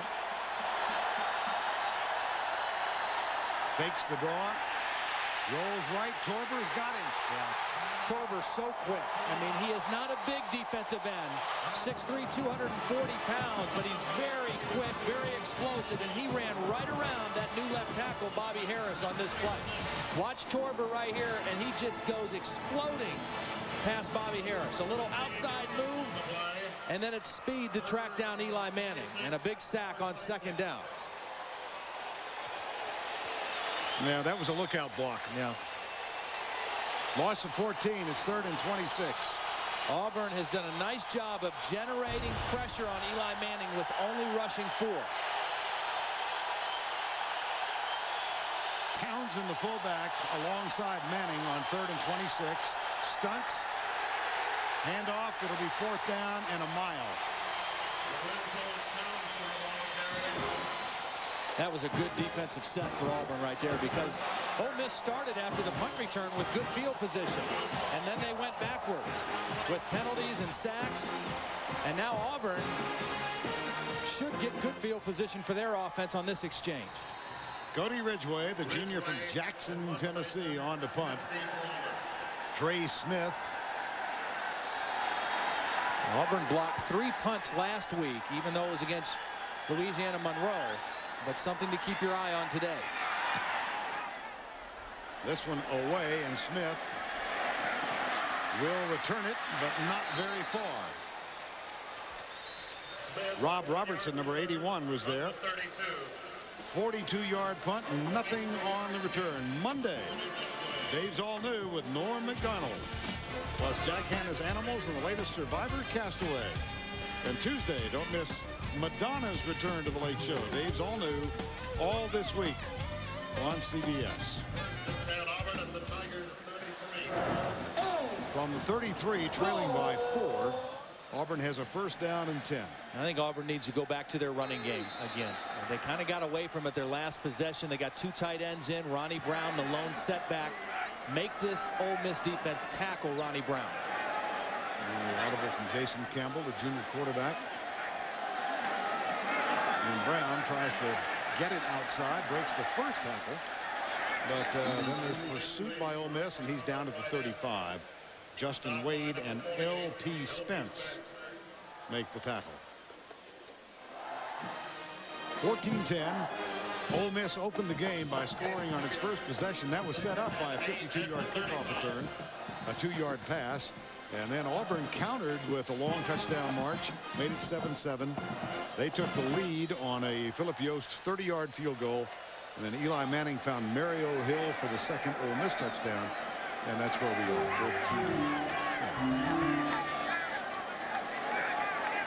14-10. Toss, sweep, right side, Brown. Good pursuit again. Well, and see, this was a good defense by Chuck Drisback, the coordinator for Ole Miss, because he blitzed the corner. When the receiver went away in motion, the corner came on a blitz, and they tried to run that sweep right into the corner blitz. That took up the block of the fullback, Brandon Johnson, and then a short gain for the rest of the run. So a nice job by the Ole Miss defense reacting to the motion. 3rd and 7. Auburn is 1 of 5 on 3rd down conversions. And then we've got a little officials conversation. Now they're set.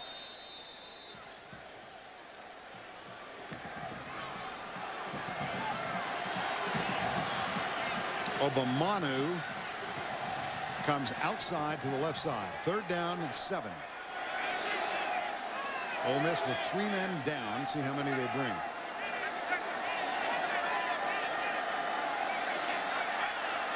They're going to bring 4.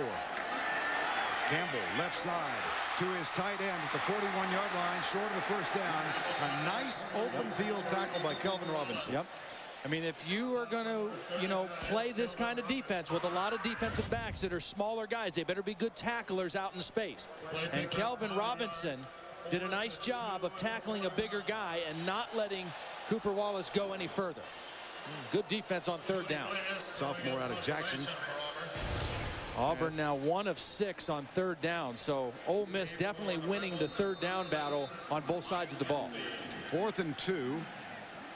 Cody Bliss on to punt, and Mike Espy back to return it. Bliss.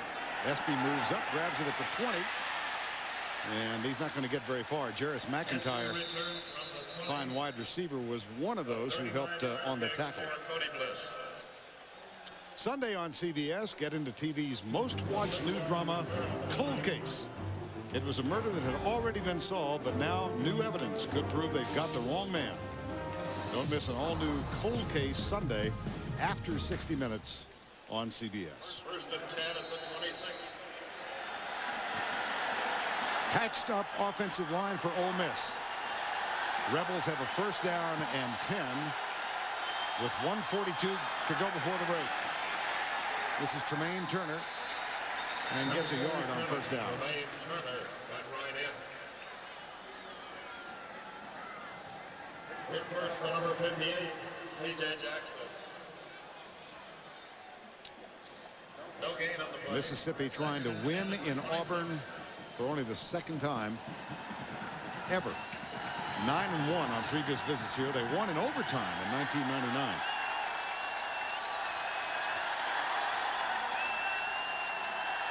Townsend and Turner in the eye. Turner, nice move. Kind of interesting to see Ole Miss not in a hurry-up 2-minute tight offense. I mean, they're just content to go in the huddle and call their normal offense, run the football, and they're happy to go into the locker room with a 4-point lead. And I think that's pretty smart by David Cutcliffe. You've played well, you've possessed the football, you've got the lead, you're down a couple linemen. Don't do anything right now to give Auburn a little juice right before the half. Error-free thus far, no turnovers. 3rd and 2. Run blitz, Turner breaks the tackle. That'll be short of the 1st down. However, he gets to the 35-yard line. 15 seconds to go. Yeah, Auburn will call a timeout. Again, we mentioned they blocked 3 punts last week. Now would be the time to try to go get one here. Caught a glimpse of Ronnie Brown heading for the locker room early. Time called. We'll be right back. First, I emptied the checking account, and then I hit the mall. And there in the window was this sexy little outfit, and oh my gosh, I just had to have it. $1,500 for a leather bustier? I didn't care. It lifts and separates. Plus, it's not like I'm actually paying for it. Introducing Citi Identity Theft Solutions, free with any Citi card. Help getting your life back? That's using your card wisely. Here in Nashville, internet users are taking the Net Zero High-Speed Challenge. 2 computers connected to the internet through ordinary phone jacks. One using standard dial-up, the other Net Zero High-Speed dial-up. The Net Zero High-Speed dial-up is on page 11, whereas the standard dial-up is on page 3. Pretty fast. Pretty fast. You can surf the web up to 5 times faster for only $14.95 a month. Really an awesome deal. There's no reason why you would not want to do this. Net Zero High-Speed. Get it at netzero.com. Is there a survivor conspiracy against America's favorite castaway? We've got to get Rupert off right now. You cross me, I'll kill you. All new Survivor, CBS Thursday. Tim and Spencer coming along shortly with the Earthlink halftime report, scores and highlights. What a big win for Tennessee today. Oh, man. Congratulations to Philip Fulmer and his staff. Got to keep an eye on here now is Justin Fetzko, number 28. He had 2 block punts last week, and actually one of them scooped it up and scored. First touchdown of his 5-year career. Here he is right here on the end. Ridgeway waits the snap. And they come. Nice job by Ridgeway. That was a sellout for Auburn. They had nobody back to catch the punt. They were definitely going with all 11 guys after the kick. And that will bring the first half to a close. We've got some jawing going on between a couple of the special teamers at the 20-yard line, but they're broken up. And Tom Tuberville's Auburn Tigers trail the Ole Miss Rebels 14-10 as we have completed the first half of play. Let's go down to Jill Arrington, who's with David Cutcliffe. Well, Coach, with so many injuries on your offensive line, what will you do to regroup so that you can continue your offensive game plan and, you know, protect Eli? Well, we're going to have to do a better job of protecting him. We're going to evaluate where those guys are. I doubt we get them back. We're going to have to ask some young people to step up. They're just going to have to get the job done under tough circumstances. All right, Coach, thank you. Thank you, Jill. Halftime.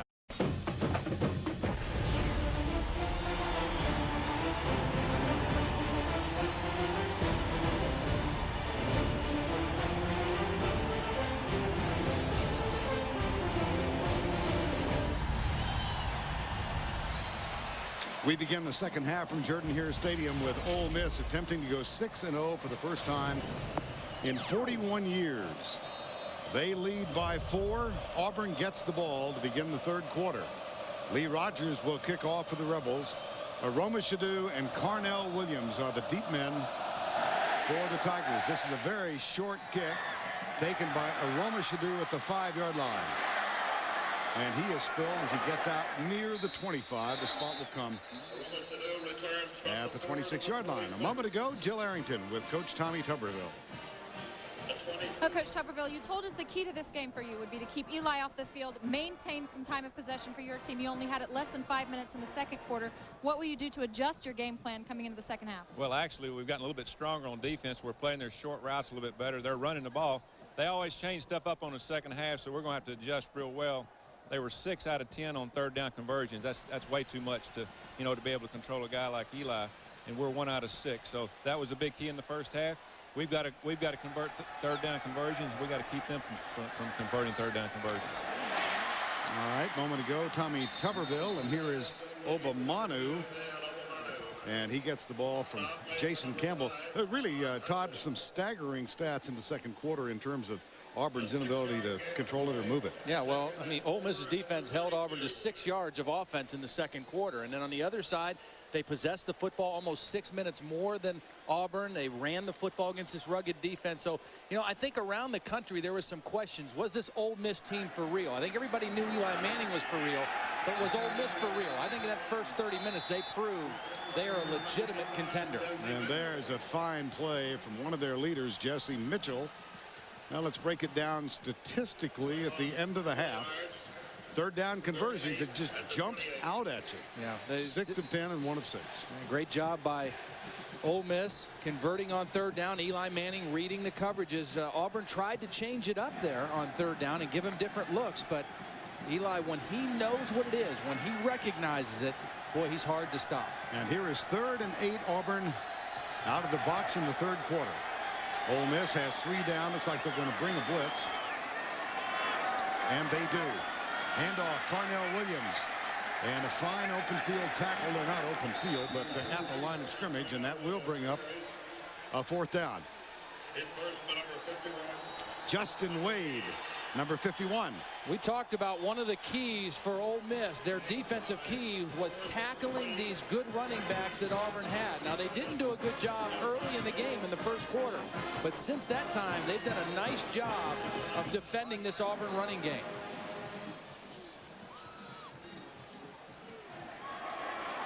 Here's Cody Bliss. Nice and high. Terrific. Espy. Nailed by McIntyre. Wow, nice coverage by Jarris McIntyre. He hasn't gotten involved in the game too much as a receiver. He's been their leading receiver coming in, but made his presence felt on the special teams on that opening punt of the third quarter. Watch McIntyre, left of your screen, times it perfectly. Actually slowed down a little bit to allow him to make the catch, and then delivered the hit. Espy doing a good job to hang on. And a 1st down 10 from the 18-yard line now for Ole Miss. Up by 4.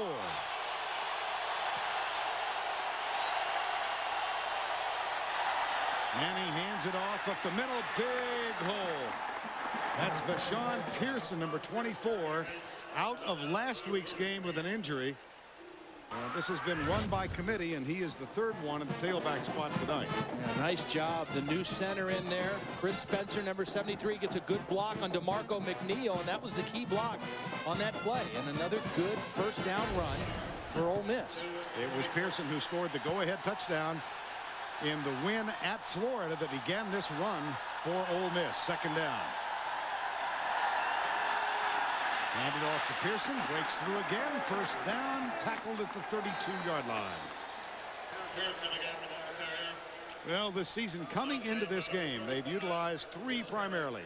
Turner at 300 yards, Pearson 236. McClendon, as we told you, suspended with 378. Those aren't gaudy numbers like you see in Auburn, but effective. But as a team, 168 yards per game rushing. And that's the balance that they need. When you have a quarterback as good as Eli Manning, if you give him a decent running game, he can be almost impossible to stop. Townsend is the fullback. Had a good block a couple of plays ago. Here's the audible from Manning. Pearson tries to cut right, slips as he makes his plant, and is tackled by Carlos Dansby, number 11. Pearson was a game time decision. They weren't sure. I even asked John Latina, the coordinator, you know, is Pearson going to play today? He says we're going to decide when he comes out to warm up. Has a left shoulder injury, as you mentioned, didn't play last week, and he looks to be okay because he's taken a couple shots on that shoulder here in this possession. 2nd and 10. Eli has not been intercepted in any of the third quarters in 9 games so far. Draw play. Nothing doing. No. If you start bouncing and going sideways against this defense, you have no chance. I mean, they are so fast. And they stay in their lanes and they force everything. Once he starts bouncing outside, he has no chance. Travis Williams, the first guy there, he turns him back inside. See, that's excellent work by Williams to stay outside position and force that runner back in where the help is. Travis Williams is the less heralded of the 3 linebackers. Dontarius Williams, Carlos Dansby, much more highly acclaimed, but he's had a terrific season. 3rd and 11. Again, Ole Miss 6 of 8 in that first half on 3rd down. Manning underneath. They'll have to punt. Caught by Townsend. 12th catch of the season for him at the fullback spot. Ole Miss will give it up. Both defenses with impressive first possessions to start the second half. Trey Smith is back. Dansby heads to the bench. And Cody Ridgway on the punt on 4th down. 4th and 3.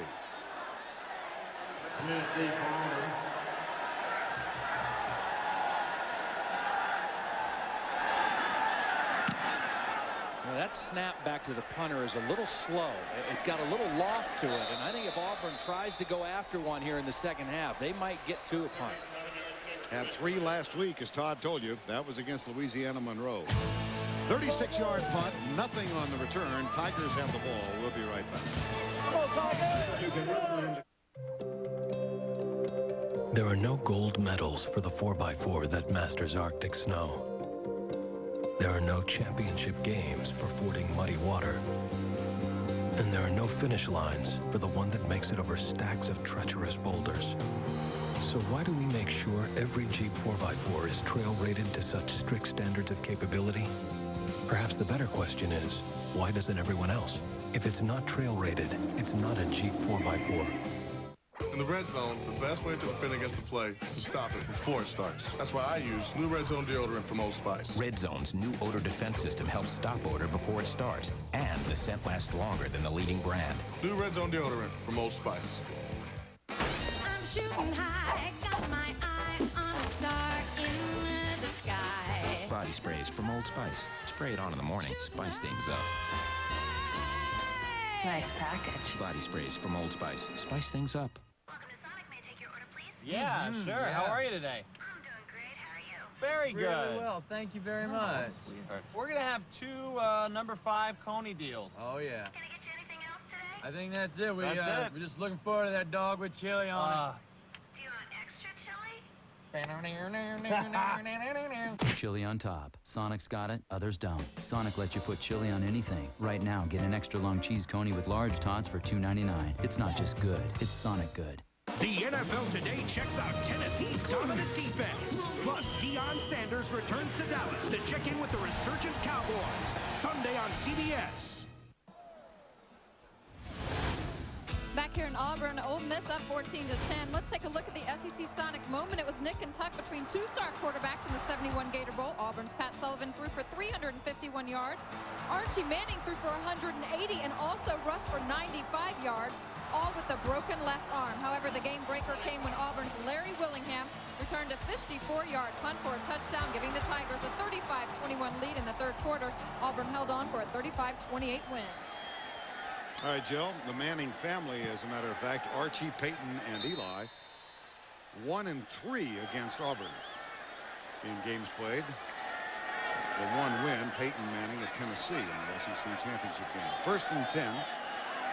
Jason Campbell checking at the line of scrimmage. Handoff. Cadillac Williams out to the 31-yard line. Tackle made by Kelvin Robinson. Cadillac Williams played his high school ball at Atala, Alabama. In his junior season, he rushed for better than 2,700 yards. And a sportscaster in Birmingham named Mike Ryder nicknamed him Cadillac on the highlight show on Friday night. It stuck. It's appropriate. On 2nd down. Got Jarris McIntyre. That'll be good for a 1st and 10. See, that's the throw that I think Auburn needs to take advantage of. When Jason Campbell gets that kind of cushion outside, the safest, easiest throw to make is a little hitch route, 3-step drop. Now, all it is just like that. It's an easy throw for a quarterback. If Ole Miss is going to play off with those corners, it's pitch and catch for Jason Campbell. Whether they do it on 1st down or a 2nd down like that, that has been there for them today. They need to take advantage of it. 8:49 to go in the 3rd quarter of play. 1st and 10, Auburn down by 4. Here comes Williams trying to get to the outside. Pursuit. Wonderful job. Charlie Anderson with excellent pursuit. Again, this is not a very big defense, but they're very quick. Here's Charlie Anderson. Look, he's just going to get up the field and keep his outside hand free. And once he sees Carnell break for the outside, he uses his quickness to make the play. And that is excellent work by the senior from Jackson, Mississippi. That's a loss of 8. 2nd down and 18. 8:10 to go. Quarter number 3. And again, the audible from Jason Campbell, the play clock at 3. Handoff Williams, got a hole, tries to cut back, picks up about 8. Back to the original line of scrimmage. That sets up a 3rd down and 10. Senior linebacker Jamil Northcutt received this year's Chucky Mullins Award. It's given to the Rebels' most courageous defender. The award winner wears Chucky's number 38 jersey for the season. Chucky, a free safety, paralyzed on October 28th in 1989 in the homecoming game against Vanderbilt. And he fought that paralyzed state for 2 years, died in 1991, but remembered with great emotion by everybody associated with Ole Miss. 3rd and 10. Campbell under pressure, lets it go. Caught.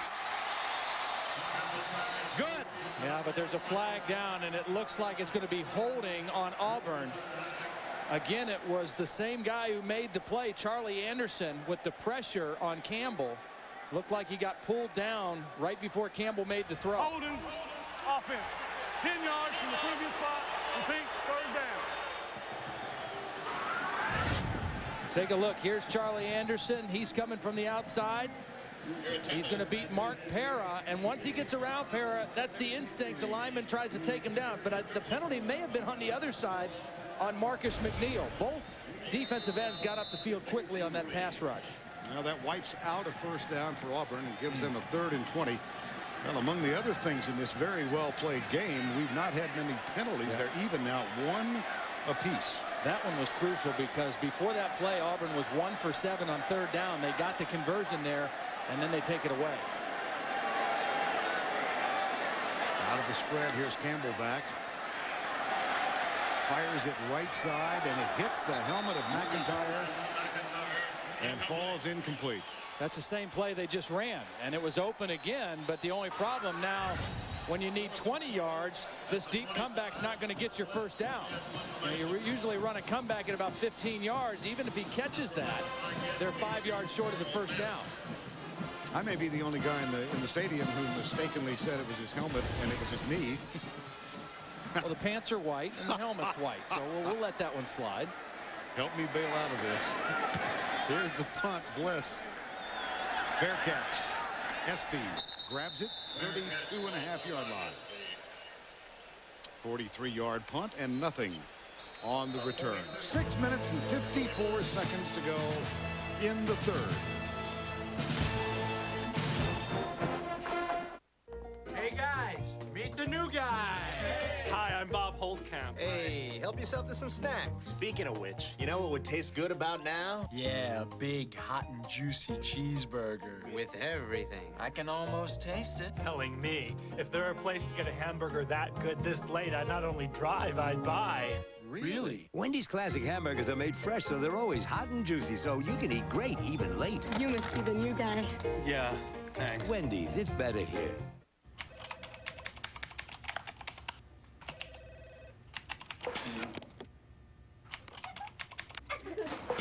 On the road and stuck trying to get business email in all the wrong places? Get Verizon Wireless Remote Email Access. Stay productive and in touch when you're away from the office. Can you hear me now? Good. Now ask how you can save up to $200 on select wireless PDAs and BlackBerry devices. Verizon Wireless. We never stop working for you. Hi. Can I help you? We're looking for something real. I know what you mean. Take a look.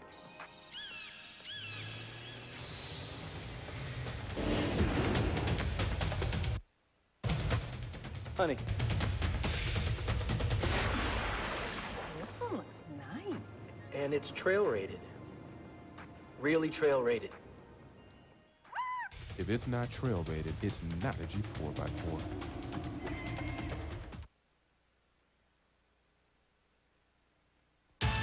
The Home Depot SEC on CBS is sponsored by Aflac, Verizon Wireless, Wendy's, and by AOL 9.0 Optimized.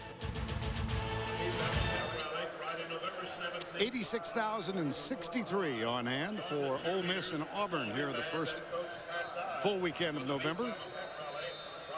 And Ole Miss with a first down and 10. And I think they need to open it up a little bit and throw a little bit more. So far on first down, 13 runs, only 2 passes, but no passes over 20 yards for the game today for Eli Manning. Coming in to the game 44 before today.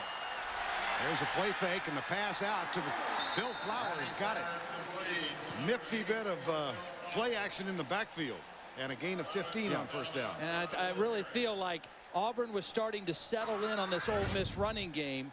And Eli Manning was going to have to throw more. That's only his 13th pass attempt for the day.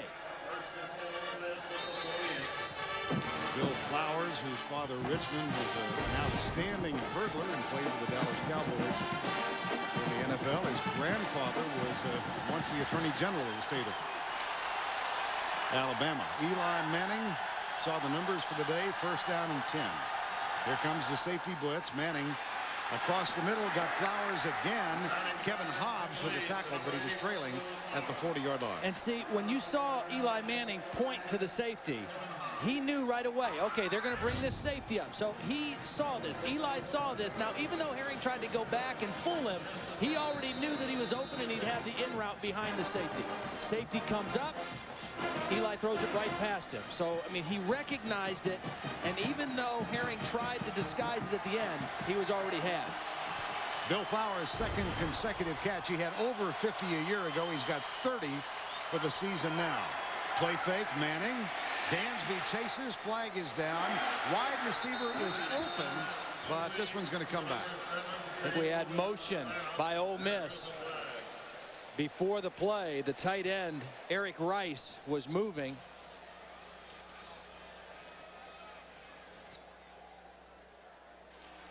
Yep.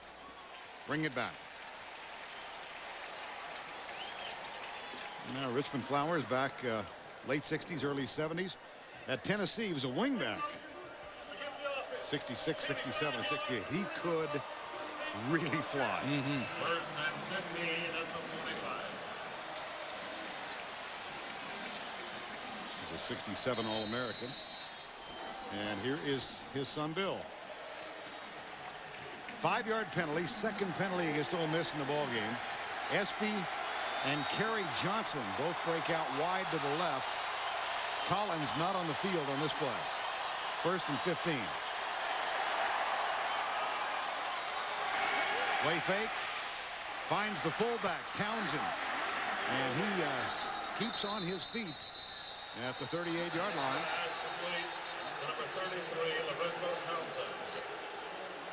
Well, I mentioned that coming into today, Eli Manning had completed 44 passes of over 20 yards. But you look at the passing chart today, nothing down the field. Now, that last couple passes, he got one over 15. Most of his work has been in here, but they're starting to throw a little bit more now on this offensive possession. Again, Auburn kind of settling into the running game. You're down to a couple backups on the offensive line. Put the ball in Eli Manning's hand and let him take over. 4 wideouts on this second down play. Second and 8. Look at all the Auburn Tigers up around the line of scrimmage, trying to confuse him in his pre-snap look. Manning steps up. They got it. Every time that they have rushed 4, they have had success. That's the 3rd sack of Eli Manning today. Again, coming in only 12 for the rest of the season, but it starts by confusing his pre-snap read, okay? Put all these guys up here and don't let him see where the pressure's coming from. Now, he thinks it might be a blitz. They all run out of there. Dansby comes out. It's 4 guys rushing against 5 blockers, but Torborg there for the sack. Second sack for Torborg. It's 3rd and 11 with 4:40 to go, 3rd quarter. And the 6th time that Ole Miss has had 10 or more yards to go on 3rd down. Fumble the ball. Yep. Buckles got it back for Ole Miss. Again, a 4-man rush, 7 dropping into zone coverage, and they're able to collapse the pocket around Eli Manning. 2 new offensive linemen in for Ole Miss, and the front 4, this veteran group for Auburn, taking control on this possession. That's Torborg again running right past Cliff Woodruff. And again, Woodruff playing with that big pad on his right hand. It's hard, you know, you can't hold when you got a big pad on your hand. You got to be able to hold if you're an offensive tackle. A little bit. On 4th and 20, Ridgeway will punt it deep. Trey Smith awaits it at the 10-yard line. This one high and very deep. Looks like it's destined for the end zone. It goes through. It'll come back to the 20-yard line. 3 minutes, 41 seconds to go. Third quarter. 14-10 Rebels. Can I help you, sir? No, thanks. I'm looking for space, great features. I got it. DVD? Oh, that's so cool. Talk about versatile. Didn't see that yet. Hello? So, did you find what you want? Yep. Need a little help now? Yep. Find what you're looking for at the Chrysler year-end sales drive, like 0% financing for up to 60 months or cash allowances up to $4,000, plus our 7-year or 70,000-mile powertrain limited warranty. Hurry to your Chrysler dealer and see how good the best values in America can be. Doesn't your cousin know how to fix a computer? He's in Florida. What about that kid across the street? Isn't he a computer whiz or something? He's always staring at your legs. Sweetie, could you stop that? Didn't you get that book, Computers for Morons? I didn't understand it. What the? New AOL 9.0 optimized with computer checkup can make fixing your computer, well, child's play. Life needs quick fixes. To get AOL 9.0, call today. Look for a disc in your mail or go to AOL.com.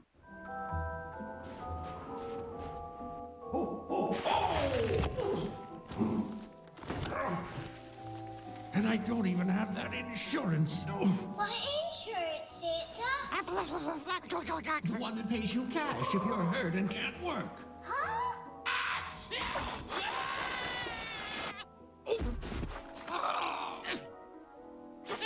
Aflac. Ask about it at work. Can you just send out the toys? It was a solved case, but new evidence could prove they got the wrong man. Blood, blood, and more blood. I hit a dog. Well, that dog had Paige Pratt's DNA. Cold Case, CBS Sunday. Jordan-Hare Stadium, Auburn, Alabama, in the midst of this beautiful campus at Auburn University, and these beautiful overhead pictures of the game brought to you courtesy of Medicare and the 1-800-MEDICARE light ship. Guys in trouble. Defending national champion Auburn women's running and diving team. Guys in real trouble. Which one? First down and 10. Campbell with a play action goes out to his right, chased by the middle linebacker, completes the pass at the 26-yard line. Cole Bennett with the catch. Well, you got to stay on your feet if you're Cole Bennett and turn that upfield and make a play. Good call by Hugh Nall, going with the bootleg, getting Campbell out on the perimeter, getting 5 or 6 yards on that first down play. And for Auburn, they've got to find something, some kind of magic on offense. They had 134 yards of offense in the first quarter and only 26 yards since then. So they've got to find somebody to step up and make some plays. Handed off to Cadillac Williams. He's got 81 yards, but he only adds 1 on that play. I'm impressed with the way the Ole Miss defense has played today. Now, coming into the game, 11th out of 12 teams in the SEC in total defense. Almost 400 yards a game they've allowed. But they have played very stout against this Auburn running game today. And when you negate Auburn's running game, then you really put them in a bind. Oh, you heard Tommy Tuberville tell Jill at the halftime break they need to convert third downs. They're 1 of 8, and they're looking at 1 here. Campbell back, looks left all the way, nobody open. Now he heads out right and got the first down. Did a nice job of setting up a block by Carnell Williams. He hesitated just enough to allow Carnell to get a block for him so he could turn the corner and make the first down. A nice bit of running by Jason Campbell. Watch Jason as he takes off. He's going to hesitate just a little bit and allow Carnell to get that block on number 45, Ken Burns. And then Campbell got the corner for the first down. Tigers now 2 of 9 on third down conversions. 2:17 to go. The clock stopped as Campbell stepped out of bounds. Last 6 drives, a total of 21 yards. That's Johnson starting in motion. Play action again. Campbell looks left, has a man in his face as he lets it go. It's tipped. Caught. Obamanu. The foot race is on. He will score.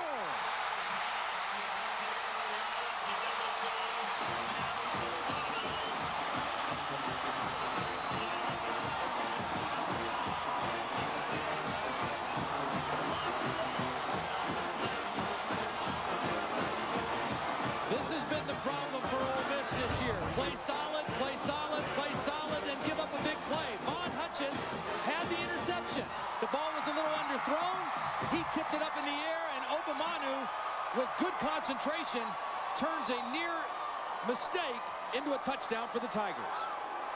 68-yard pass play. Jason Campbell, Ben Obamanu, Yost to the extra point. It's up and through. And on a tipped pass, Ben Obamanu puts Auburn on top.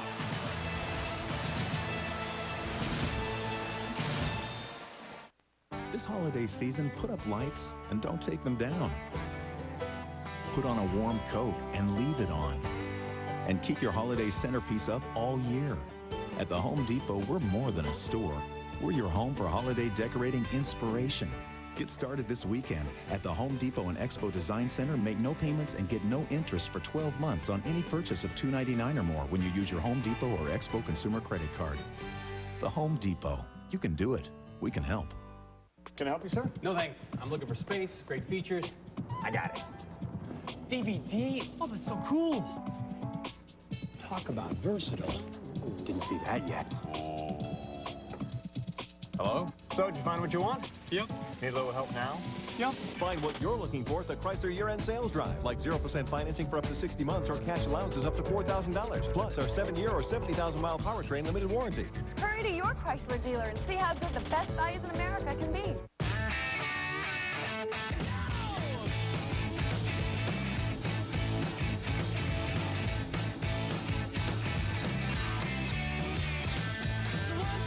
Take my hand and come with me because you look so fine that I really want to make you mine. I say you look so fine that I really want to make you mine. 4, 5, 6, come on and get your kicks. Now you don't need the money when you look like that, do you, honey?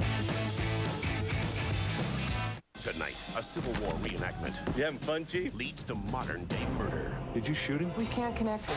We need a field trip. All new District, CBS tonight.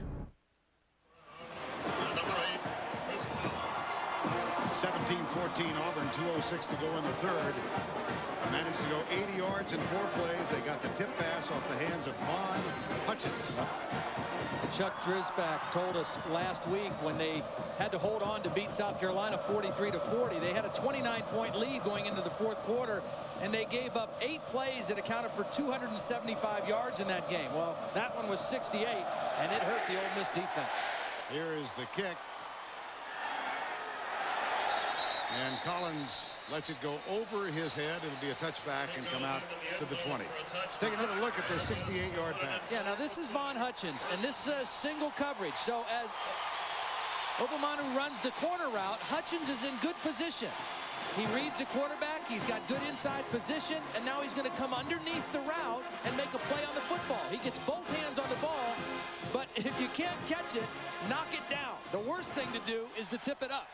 And that's what happened there, and Auburn got the touchdown. Career long for Ben Obamanu, the junior from Selma, Alabama. First down and 10. Ole Miss trailing. Play fake. Manning drills it to his fullback, Rick Rosano, number 42. Let's go back and spend a moment with Tim Brando in New York. All right, Vern, our Verizon Wireless top performance of the day to John Gallardi, getting his 409th career victory here. Ryan Keating, one of his 4 touchdown passes on the day, as Gallardi, the Division III head coach of St. John's of Minnesota, bypasses Eddie Robinson for most career coaching victories at 409. Congratulations, Coach. And we'll add our congratulations, Tim. Yes, he sir. celebrated his 77th birthday last week. John Gallardi. Here's Manning going deep for Collins. Collins didn't know where the ball was. He stopped and looked back and had no idea Eli had thrown it to him. And it'll bring up another key third down play for Eli Manning in the Ole Miss offense.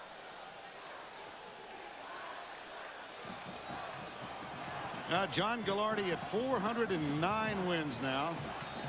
Goes up on top of Eddie Robinson by 1. Bobby Bowden, Joe Paterno, and Bear Bryant, the next 3 on the list.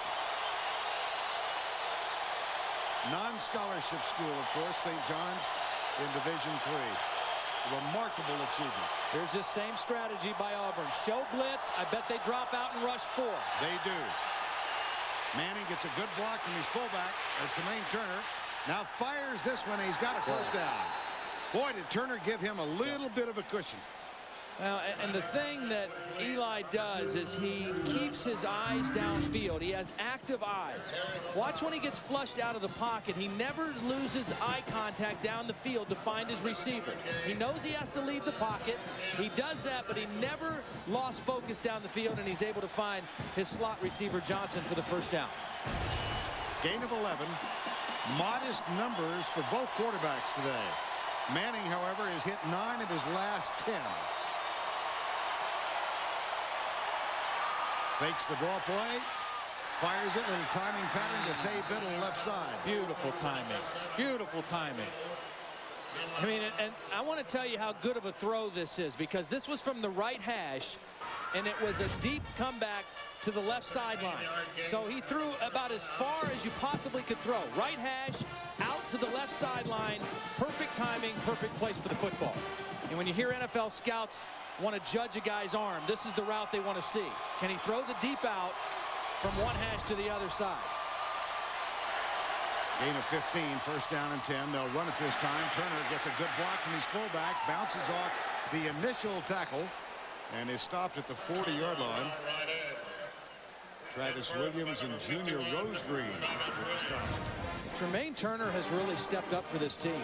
We showed you the graphic, running back by committee. He was just kind of one of the other guys in there. And when they had some injuries and then they had the suspension to McClendon, he's really had to step up and be the main guy. And now 12 carries for 63 yards for the hard-running Tremaine Turner. That was a pretty impressive effort on Junior Rosegreen. Here's the stretch. Did he or did he not get enough for the first down? Nope. Remember, for Ole Miss, playing with 2 backups in their offensive line now. Bobby Harris playing left tackle. Chris Spencer is the center, replacing the injured Justin Sawyer and Trey Stallings. Nice drive right here for Ole Miss. Second and short. Stacy Andrews, Sean Andrews' older brother, number 67, is in at right tackle now. Sean Andrews, the All-American at Arkansas. Well, this is an unbalanced line because he's playing on the end here. High formation on second and short. And he will take a shot. Manning drills it again. The timing pattern on the right side, beautifully delivered. And perfect accuracy. I mean, Kevin Hobbs is frustrated because he was in good position as the cover corner. But when you throw this out route in this position, you can't stop it. Low and away. That's good coverage by Hobbs, but an even better throw by Eli. Bill Flowers with the catch, a 14-yard gain, first and 10. Ole Miss. Flowers with 3 grabs today. Biddle is the speed guy for Ole Miss. He's at the top of the screen, number 7. They'll keep it on the ground. Turner to the 23-yard line. Junior Rosegreen, number 4, with the tackle. Rosegreen alternating this year between strong safety and cornerback. Started the season at the corner. Moved back to his more comfortable position at strong safety last week. Second and 6. Flowers and Biddle break off wide to the left.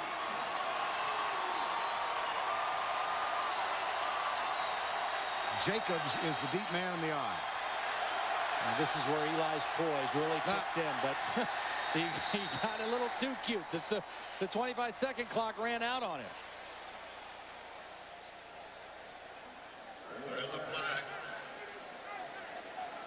Recall the last time they were down in this end of the field, they had a first down on a completed pass and a motion call. That's right. Wiped out the first down, gave them first and 15.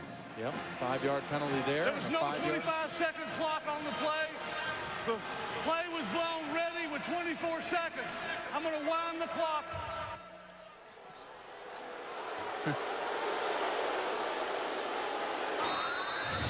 Now, Eli, he knew that clock wasn't right. I mean, he was frustrated. He's trying to check off the line of scrimmage, and he got away with one there.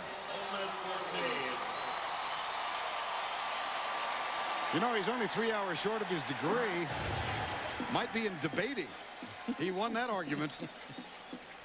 He went right for good, the referee.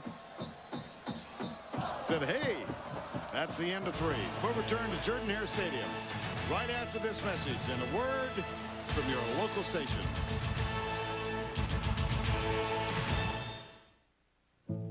A voice is as unique as a fingerprint, defined by cadence, nuance, tones, and shades.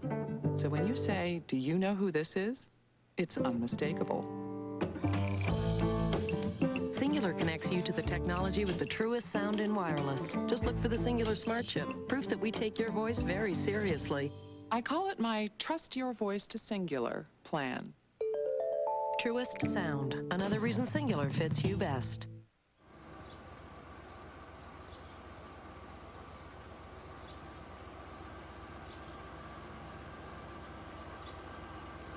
Welcome to Sonic. May I take your order, please?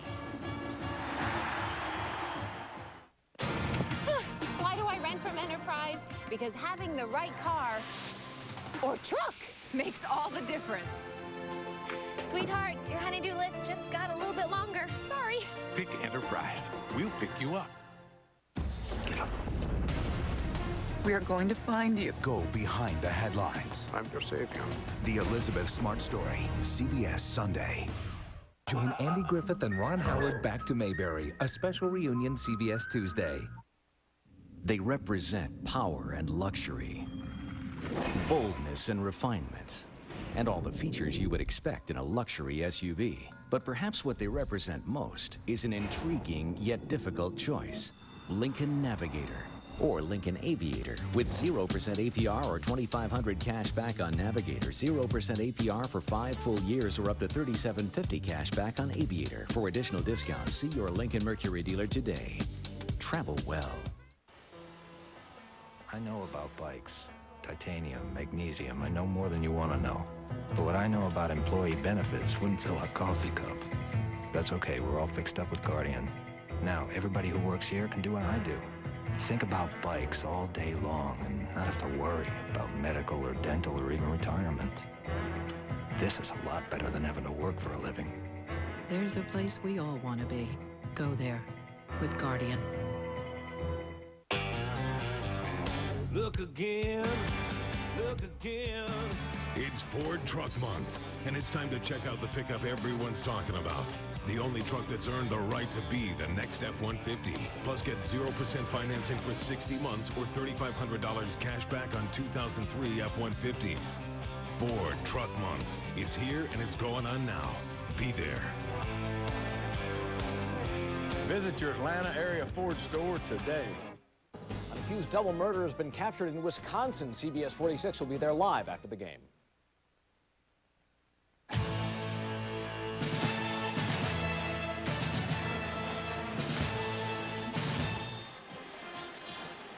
Jason Campbell from Taylorsville, Mississippi. His parents, Larry and Carolyn, are here. His dad, Larry, a high school football coach.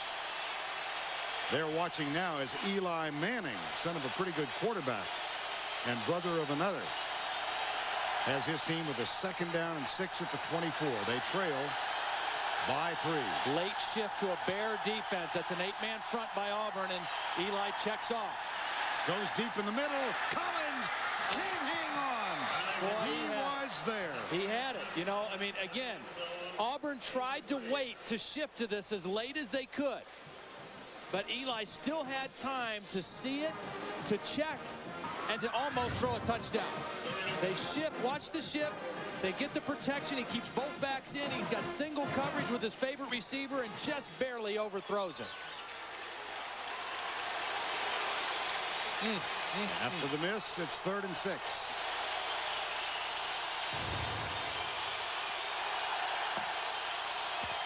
Auburn brings 4.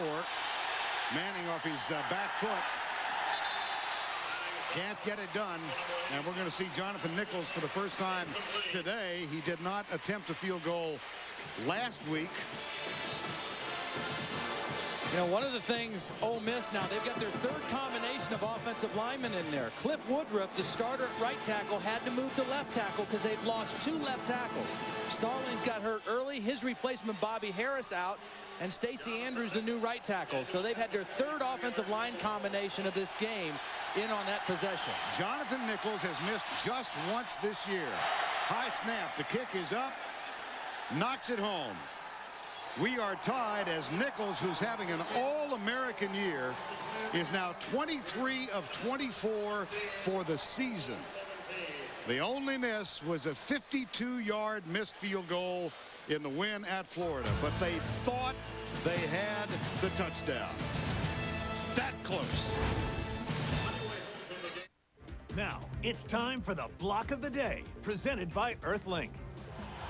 Take a look at Auburn's lone touchdown in the first half. Watch the block by the fullback, Brandon Johnson. He's actually going to double our pleasure on this play as he leads Carnell Williams into the end zone. Here's block number 1 on the strong safety, and then just for good measure, he'll slip off of him and pick up the linebacker, Justin Wade.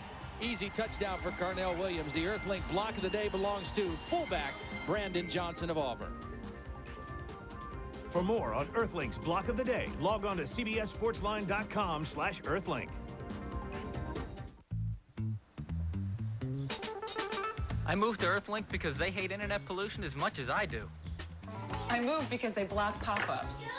And I'll take all the help I can get. Because Spam Blocker keeps my inbox neat and clean.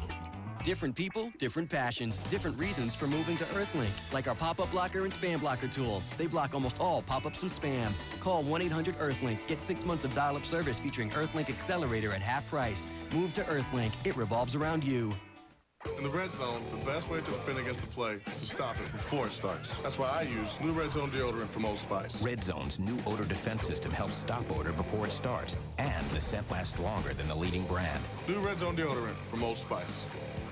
Let me get this straight. So you want fast heartburn relief, you want something that lasts, and you don't like taking all that prescription strength stuff. Well, this is your lucky day. New Tums Lasting Effects. It's fast, it lasts. Feel the wonder SeaWorld! as man and dolphin swim together. This is perfectly safe. All new Yes Dear, CBS Monday. 42-yard field goal. Jonathan Nichols, a junior from Greenwood, Mississippi, and he has just set a single-season scoring record, surpassing Deuce McAllister. Having a great season. Has to be one of the front runners for the Lou Groza Award. But you know how I always get on kickers. I do know that, yes. Sometimes their lack of physicality. Yes. You know what the name of his high school was? Pillow Academy. Pillow Academy. Oh, well, he wasn't asleep at the wheel on that one. That's a groaner. Cadillac Williams out to the 32-yard line. Lee Rogers authored it and then made the tackle. 17-17. I know you were at Media Days in Birmingham late July. 60 people voted Auburn #1 in the West. Right. 2 cast their votes for Ole Miss. They're pretty good. Ole Miss was picked to finish 5th, and I'm impressed with their grit. I mean, they're running the football. They're playing a physical game on defense. They're playing well on the road, pretty mistake-free, and I'll tell you, they're for real. A lot of people really question whether they could come into a place like this and beat a physical team like Auburn, but they are right there in this one. Here comes the blitz. That's Bournes, and the pass complete over the middle. Anthony Mix, number 9.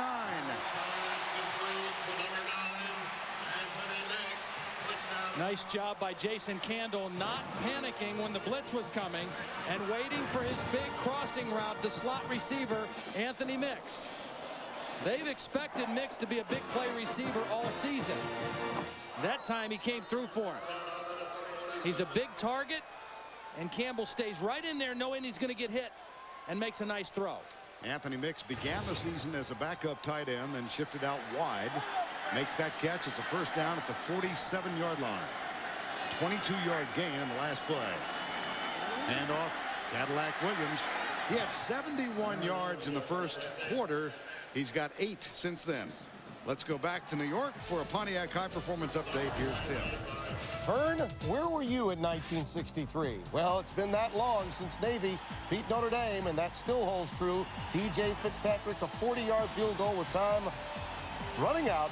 Notre Dame wins it 27-24. I wouldn't ask Todd where he was, but I would ask you, Vern. Tim, I know I saw Roger Staubach on Monday. He was convinced the streak was going to end this year. Absolutely convinced. Here's Campbell. Lot of room. Oliver chases him out of bounds. First down at the 25. Now the key to that for Jason Campbell is the quick decision. If he hesitates at all on that, he doesn't make the play. But when he sees it open up, it's the quick decision right now to go. To tuck it and go. A lot of open room on the left side. And he shows you his speed and athleticism picking up the first down. That's a gain of 21. So back-to-back big plays are two plays sandwiched around the short run of Cadillac Williams. 196 total yards for Campbell now. Cadillac Williams gets a good block on the left side. Boy, Troy Reddick really helped seal that one. Troy Reddick and then Cooper Wallace on the second level, the tight end with a block. They pulled the guard, Troy Reddick, and the Brandon Johnson, the fullback. Watch Reddick going to pull out and lead on this along with the fullback. Reddick gets a kick-out block. He turns his guy in, and then there's Cooper Wallace on the outside on the second level of the Ole Miss defense, getting another big block. Second down and 2. Tie ball game, 13:02 to go. And again, Ole Miss shows blitz. They're coming. Cadillac Williams held up near the yardage needed for the first down. LP Spence, number 48, made the tackle. Well, Tommy Tuberville, this team preseason pick, Auburn, by one publication, the New York Times, as the #1 team in the country, opened the season against Southern California. Were really roughed up here, 23-0. Went on the road, lost to Georgia Tech. Tommy said to us, I won't make the mistake of scheduling them again. That's right. USC he was talking about. Well, and they played Louisiana Monroe last week. He said, where were they in the beginning of the season? 3rd and 1. See, I don't like, you know, you got 3rd and 1 play, just line up and run it. Trust that your guys are going to make the play. Don't try to audible on 3rd and 1. Time called by the Tigers. 17 all.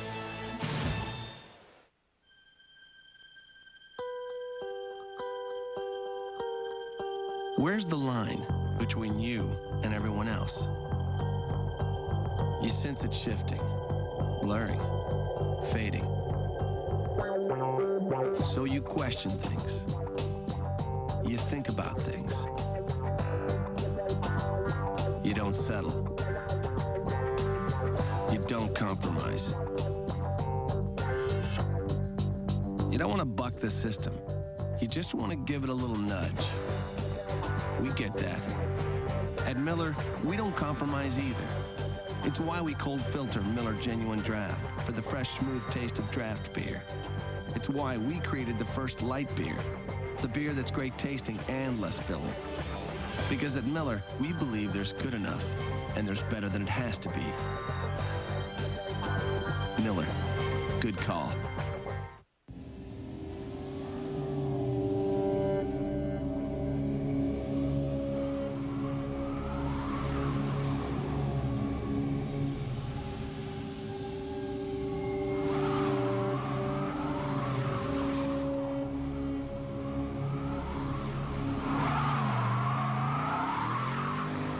GTO is coming. Fuel for the soul.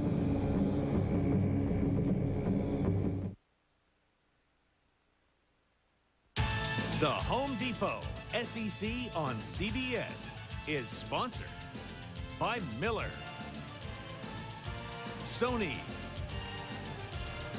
Old Spice, and by Pontiac.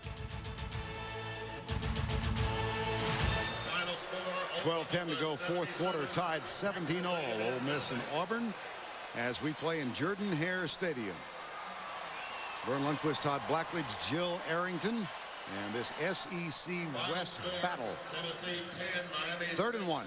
And again, this is where you trust that offensive line. They outweigh the Ole Miss defensive line by 50 pounds per man. Cadillac Williams, the only setback, double tight end. And Campbell goes for it over right guard, gets down to the 15-yard line, and that will be enough for a 1st and 10. And now might be a good time to play action and try to get a touchdown here. You're in the red zone. You've run the football. If you play fake it to Carnell right here, you might spring somebody wide open in the end zone. Thus far, we have had an error-free game. No turnovers by either team. Very few penalties. We've had 3 thus far. And a 1st down and 10 in a tie ball game, 4th quarter, in front of a crowd of 86,000 plus. That's the tight end. Cooper Wallace starts in motion. Here's the play fake. Goes deep right side. Stumble at the goal line. Incidental contact. Eric Oliver. Yeah. And Cole Bennett, the tight end. And credit the Ole Miss defense for not getting fooled by the play action. They were all in position. Eric Oliver in good position. The ball a little bit low. And so it was a good idea to take a shot at the end zone, but Ole Miss was not fooled by the play action play. Modest numbers for both quarterbacks. Not unexpected for Campbell. A little surprising for Manning. 2nd down, 10. Toss sweep. Right side. Cadillac Williams hauled down. Jesse Mitchell, Charlie Anderson, numbers 95 and 85. It'll be 3rd down. Yeah, what these defensive linemen for Ole Miss lack in bulk, they make up for in quickness. And a lot of times they can make plays and beat blocks just because they're quick. And they get into those gaps and into those holes because of their quickness. They play low. They keep their pads low, play with good leverage, and they make plays. 3 wides to the left side. 1 split wide right. That's Courtney Taylor. 3rd and 8 in a tie ball game. Campbell, quick setup, drills it right side. 1 hopper, incomplete. Field goal unit. And that was a bad throw by Jason Campbell. I mean, it was a blitz, but it was going to be picked up. He didn't have to throw it in a hurry, and he rushed the throw and didn't make an accurate one. If you know your protection is going to pick up the pressure, then you can go ahead and take a good set and make a strong throw. And that was not the case for Jason Campbell there. Jeremy Wells will snap it. Justin Fetzko is the holder. And Philip Yost, who hit one from 30 earlier, will attempt his 2nd from that distance to break the tie.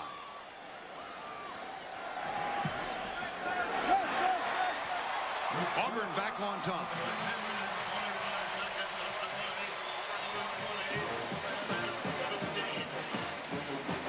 So the Tigers answer quickly. And they're up by 3, 20-17.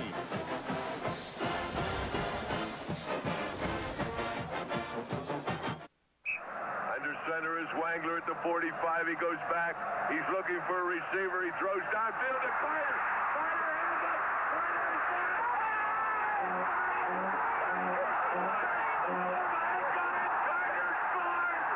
Pick your all-time Pontiac high-performance play at Pontiac.com/NCAA. You can also enter for a chance to win a new V8 Bonneville GXP and VIP access to the Tostitos Fiesta Bowl. Recovery Michigan football. You cannot believe it.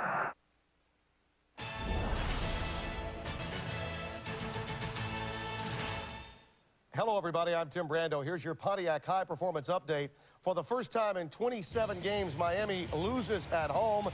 And it's a 4th and 1 play, an end around to Derek Tinsley. That's the difference as the Volunteers go on to win it 10-6. And Oklahoma hangs 77 on Texas A&M. Heisman Trophy candidate Jason White was 15 of 15 at one point en route to that victory.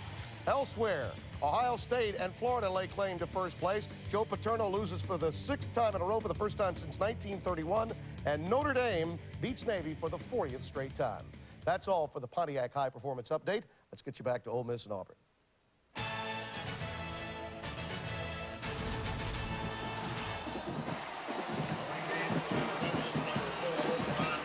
Overhead view of Jordan-Hare Stadium. The stadium opened in 1939 with 7,500 seats. They're the lower part of the west bleachers.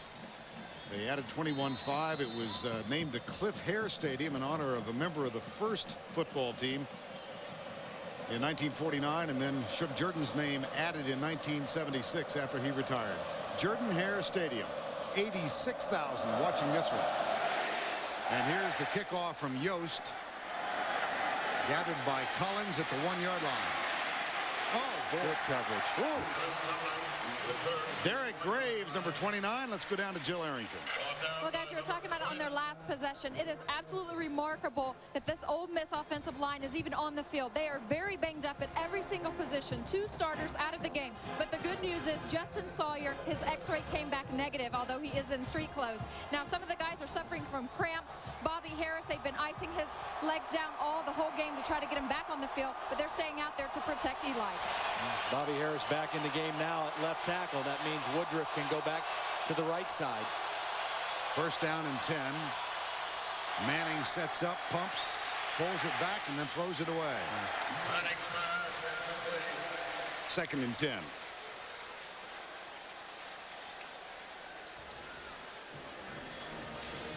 Well, if you're Eli Manning, I mean, this is the situation that you want to be in. As a senior quarterback, you came back for your last year in order to get better as a quarterback, to enjoy the college experience, and to make a run at an SEC championship. And, you know, this game, as well as he's played in so many games, this now the biggest game of his Ole Miss career. And the game is kind of in his hands now with 10:33 left to go here at Auburn. Quick pass, short at the 19-yard line, lost a yard. It will be 3rd and 11. Collins makes the catch. Karibi Dede, a freshman from Woodbridge, Ohio, made the tackle. And interesting, Gene Chizik choosing to blitz on that 2nd down play. Only the 6th time today that they've blitzed Eli Manning.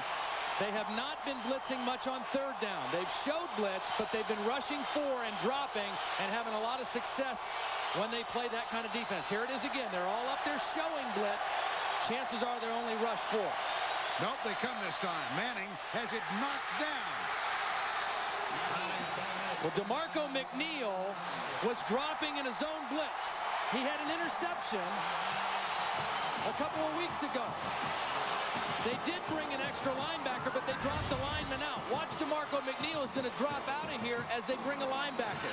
So they rush 1, and then they drop 1 out. They also brought Junior Rosegreens on the blitz, and DeMarco McNeil gets his hands on the football. Or his head. Or his face mask. McNeil had that interception against Louisiana State.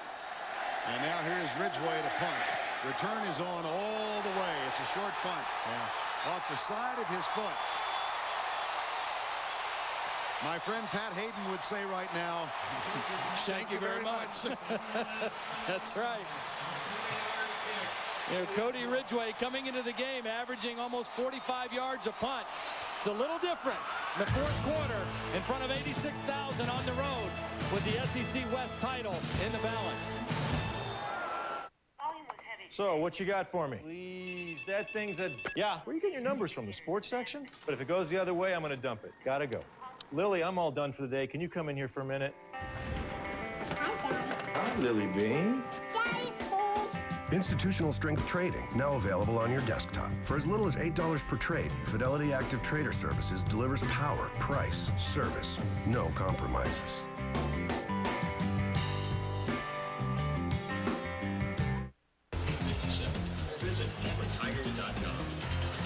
Time now for our Fidelity Investments scoring recap. Ole Miss got on the board first. Collins from 2 yards out, 7-0. Then Cadillac Williams from 4 tied it up at 7. Philip Yost authored a field goal of 30 yards, 10-7.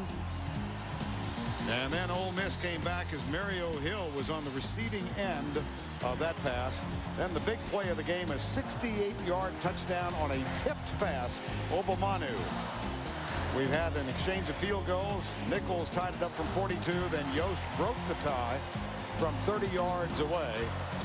And it is 20-17 in front of this crowd of 86,000. And this is the first time the CBS Sportsline stat of the game. Total yards this quarter, nothing for Ole Miss, 56 for Auburn. About to say this is the first time today that Auburn has began a drive in positive territory on the other side of the 50, the opponent's side. A 20-yard punt. And they have the ball at the 40-yard line. Well, you're coming out of a timeout. I mean, now might be a good try to take a shot at something down the field. You've got momentum. You're on their side of the field.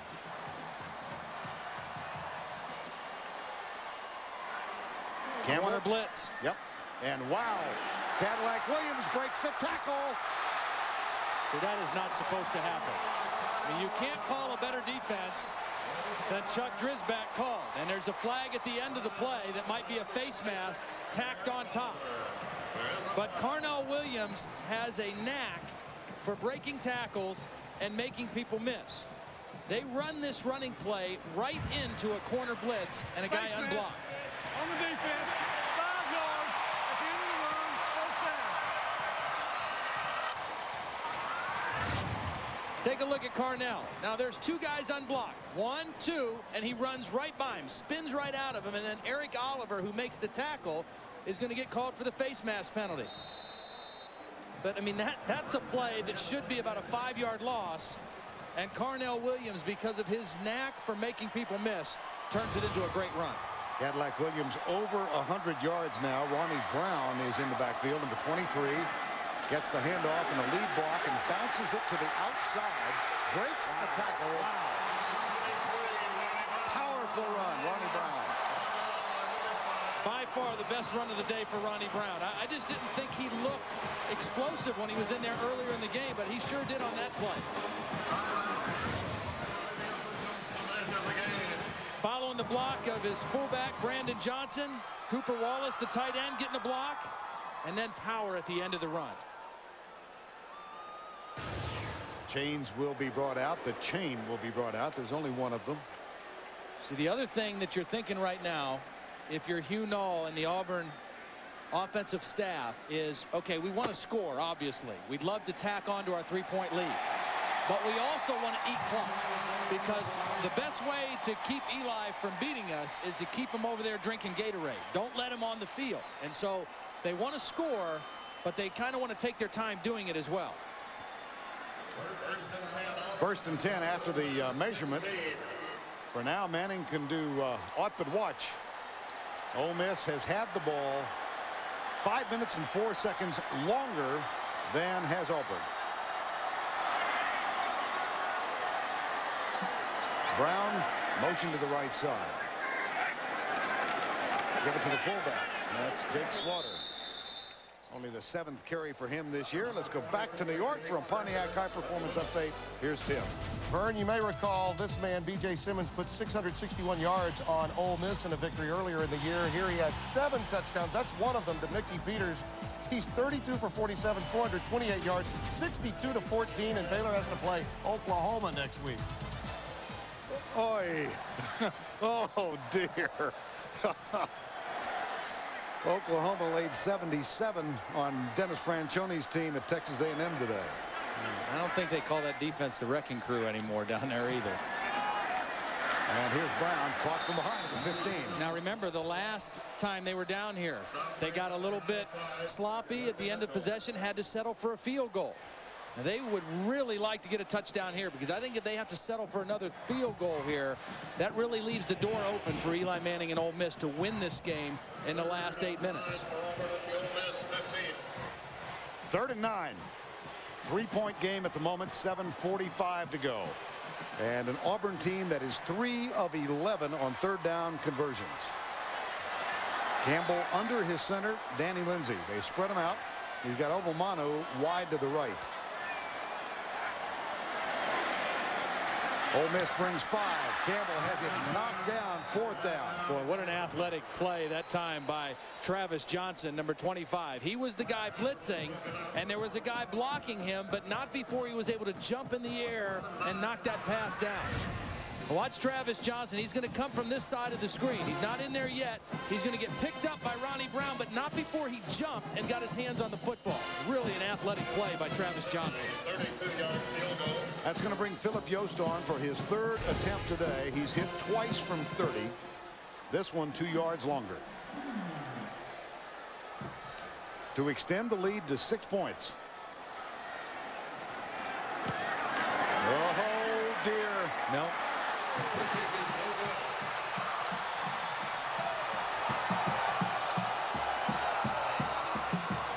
He missed one at LSU.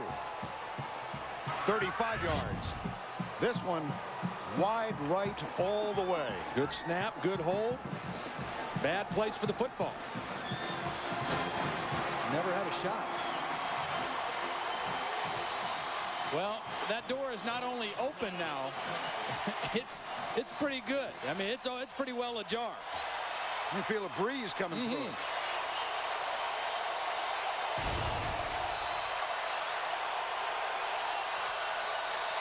Out of the shotgun with 7:20 to go. Manning gets the snap. A safety valve pass to Turner, the running back. That doesn't get anything. Boy, Auburn's defense, I mean, really, this second half has really played well. I mean, they are flying around. They are not giving Ole Miss much breathing room at all. 2nd and 11 at the 19. Interesting note for Ole Miss, in games decided by 3 points or less this year, they're 3-0 in those games. 2nd and 11. Crunch time. Look for Chris Collins to make a play. Manning is being chased by Travis Williams, and again has to throw it intentionally beyond the bench. That's about 6 times today. Yeah, and that's the second time that they tried to get a pump fake and go out and up on Kevin Hobbs, the corner, but he didn't bite again. Archie, the sunglasses are gone, and he knows that it's getting tougher and tougher right now.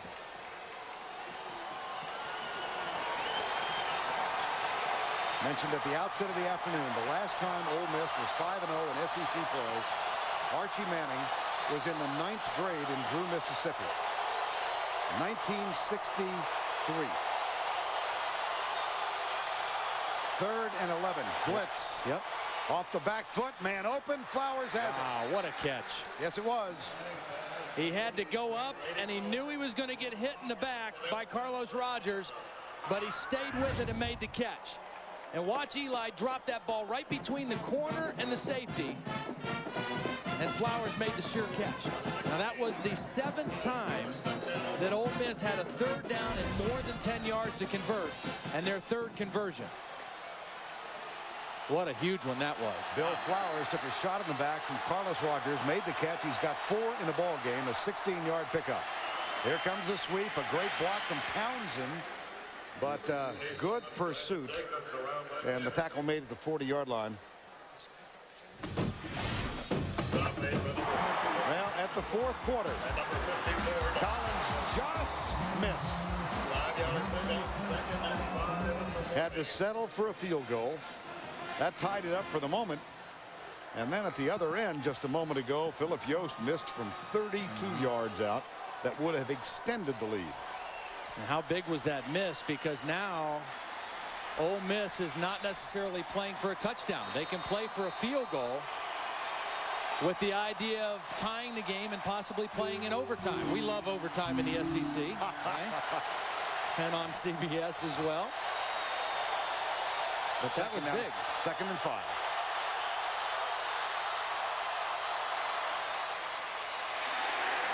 Good 3rd and defense. 6.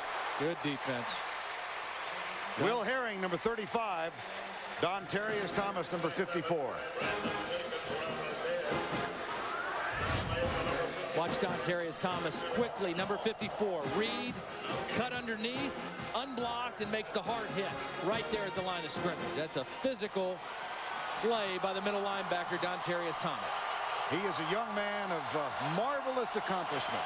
Already has his degree in management information systems and has just been awarded, as has Eli Manning, a postgraduate scholarship by the National Football Foundation and Hall of Fame. 3rd down.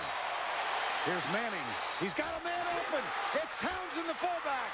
Here comes Junior Rosegreen at the 11-yard line.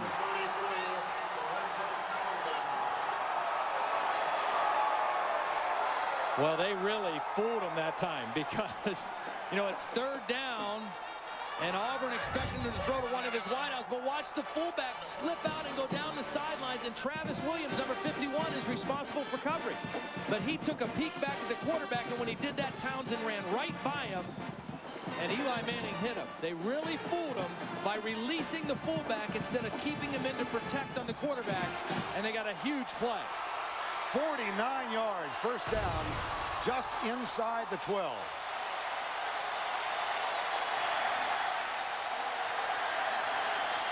Play fake. Buckles with the block out of the backfield. Rosano down to the 3-yard line.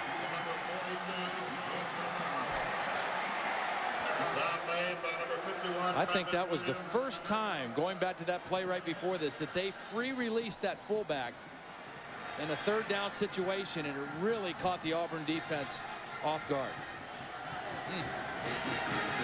That was patched up offensive line trying to provide the blocking now. 2nd and 2 at the 3. Tommy Tuberville with a look of concern. Ole Miss undefeated thus far. They've won 5. They trail by 3. I'd say you run it 2 times here because you can get a first down inside the 2-yard line. Hand off. They try to bounce it to the outside. Brandon Jacobs, number 27. That's going to bring up, well, let's see. Might have enough for the first. I think that's going to give them a first down and 4 more cracks at it. Yep, they're going to bring the chain out for the measurement. Well, the big play came on 3rd down, 49 yards to the most unexpected player, Lorenzo Townsend, the fullback, who had 11 catches on the season coming into this ball game. He's caught 3 today.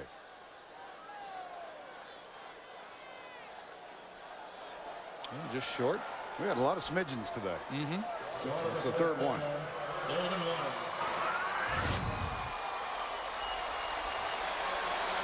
This is before the play. Yeah, that's John Latina with the white hat and David Cutcliffe with the red hat.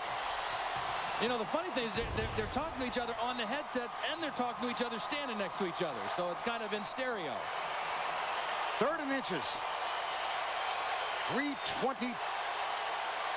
It skipped the 2. High formation. Quarterback sneak. Manning. First down. Yep. Well, same scenario here now for Ole Miss with 3:05 and counting. You want to score, you want a touchdown rather than a field goal, and you want to eat as much of the clock as you can, although it's a little bit different because Auburn is not the same kind of offense as Ole Miss. It's not like they are one that you know, is going to throw the ball and do that 2-minute thing the same way that Ole Miss would do. But the less time that you leave them, the more of a panic you might put into Jason Campbell and the Auburn offense. Auburn has 2 timeouts remaining. They had to use one as the play clock wound down earlier in this quarter. 1st and goal. I formation. Brandon Jacobs is the deep back in the I. Timeout. 2 minutes and 43 seconds to go. Auburn by 3. Mom, Dad, this is Paolo. He's an exchange student. Would you like something to drink? Sit. Wow, look at that. It's the Vega Theater. Amazing. It's a Grand Vega TV with a Vega engine. Of course. DVD dream system with progressive scan and digital surround sound. Fantastico. Lemonade? Introducing the affordable Vega Theater from Sony.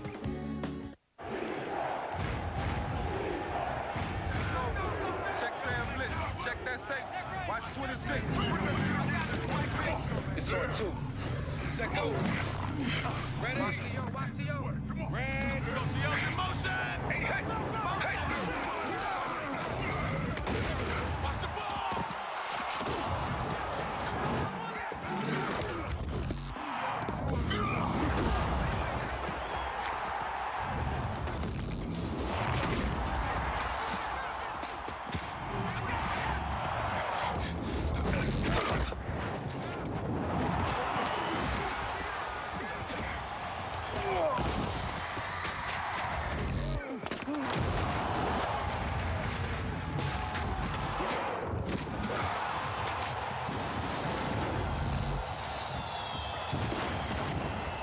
I thought you were gonna block. Man, I thought you were gonna run.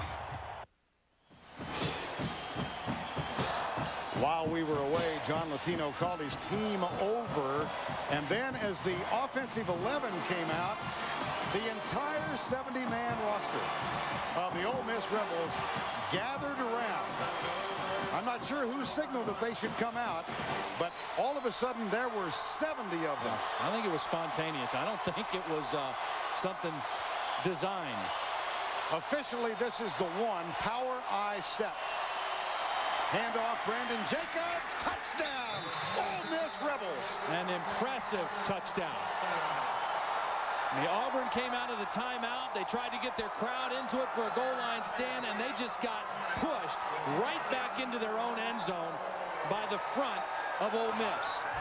This beat-up offensive line, they just knocked Auburn right back into the end zone in an easy touchdown for Jacobs.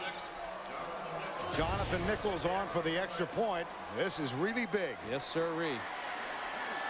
There's the snap. The kick is up, and it is perfect. So that takes away the possibility of a tying field goal.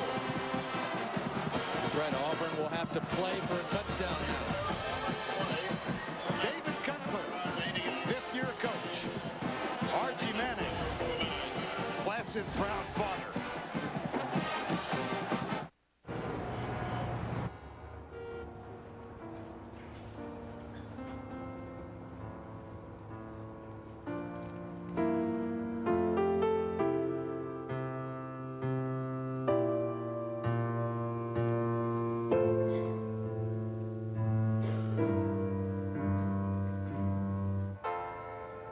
When quality matters, reach out on the wireless service America trusts. AT&T Wireless.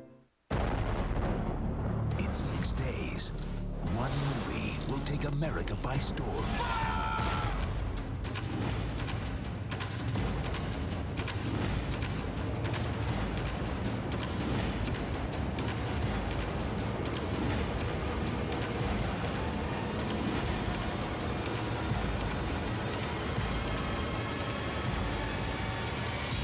Master and Commander, rated PG-13, in 6 days. Take a trip back to Mayberry with Andy Griffith, Ron Howard, and Don Knotts. They were the best years of my life. A special Andy Griffith reunion, CBS Tuesday. Here's the lineup tonight on CBS. Can a woman uncover her husband's darkest secrets and get even? When she discovers he lied about his past, find out on 48 Hours Investigates. That's followed by Hack and Saturday's #1 drama, The District. It's all here tonight on CBS, America's most watched network. Coming up next, time permitting, the Olympus College Football Today report with Tim and Spencer back in New York. Boy, how big now the missed field goal by Phillip Yost. I mean, first of all, that they don't get a touchdown in either one of those possessions, but then they missed the other one. And instead of being down 1 with a chance to win with a field goal, now they've got to score a touchdown. The field goal removed from the equation now with 2:38 left. Lee Rogers with the kick, and this will be returned. Aaron Machado to the 18-yard line. Well, here was the missed field goal. Betzko with a hold, and Yost from 32 yards out trying to draw it in, and it never moved. It started right and stayed there.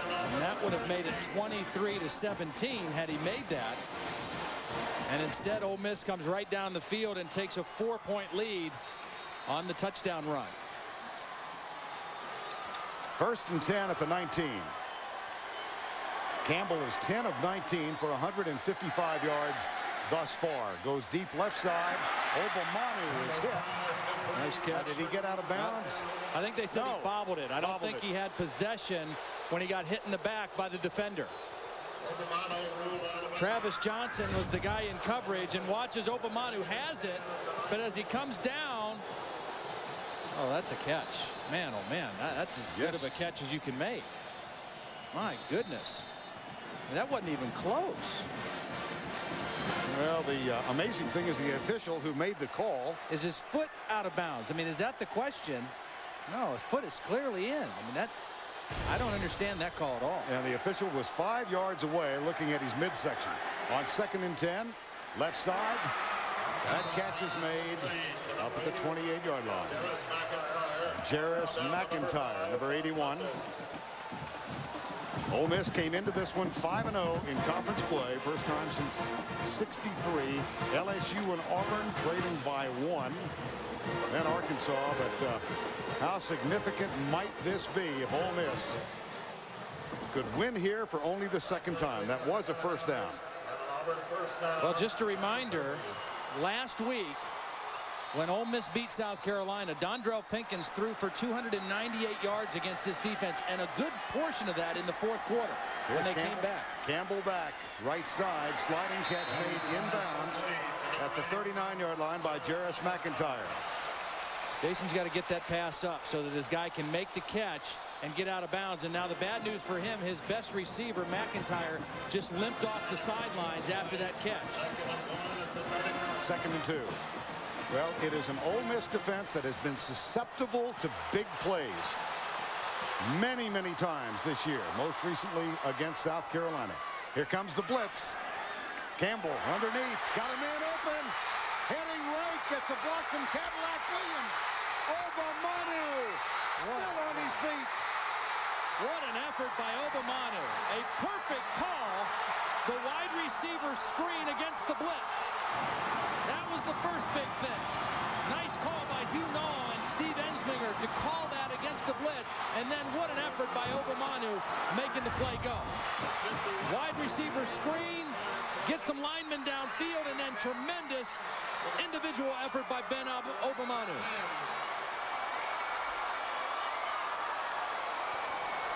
Auburn with 2 timeouts.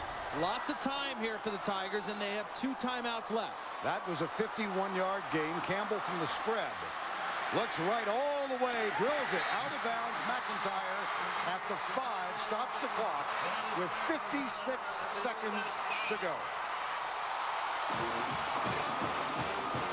I don't know if this is so much a prevent type defense by Ole Miss as much as it is kind of a tired defense by Ole Miss. I think it's more fatigue than it is strategy right here. They went after him with the blitz and got really burnt by that wide receiver screen. 2nd down and 5. Comes the blitz again. They hand it off to Cadillac Williams. Tries the stiff arm. Downed inbounds, and the clock runs for the moment with 46 seconds to go. Auburn's going to use one of their timeouts because Cadillac couldn't get it to the sideline. They're going to use one of their timeouts with 45 seconds left. 45 seconds to go. We'll be right back.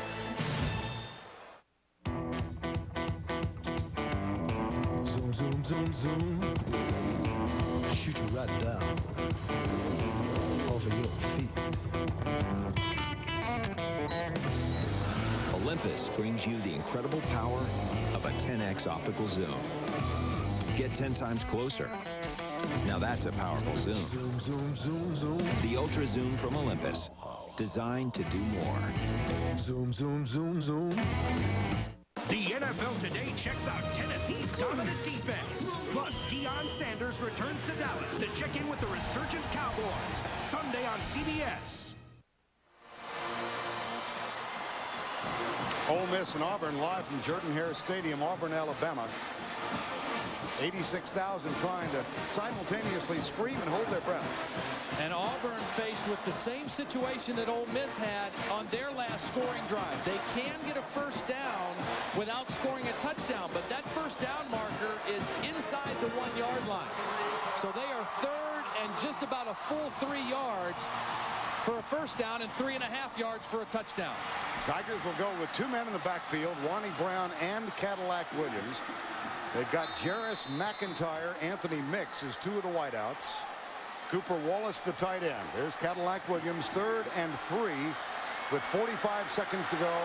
And the Tigers go from the spread. This might still be a draw, though. I mean, it looks like a pass. That's Brown in motion. Roll out to the right. Campbell being chased. Runs, hires it. Oh, my goodness! Dropped! Obamanu in his hands.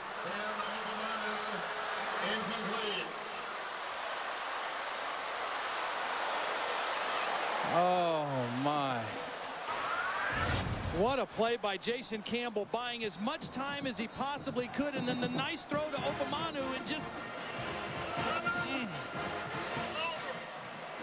How did Eli Manning react?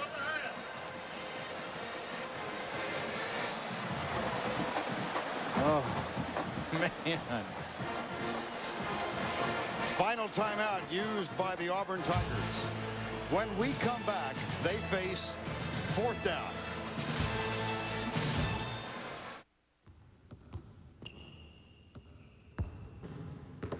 Think.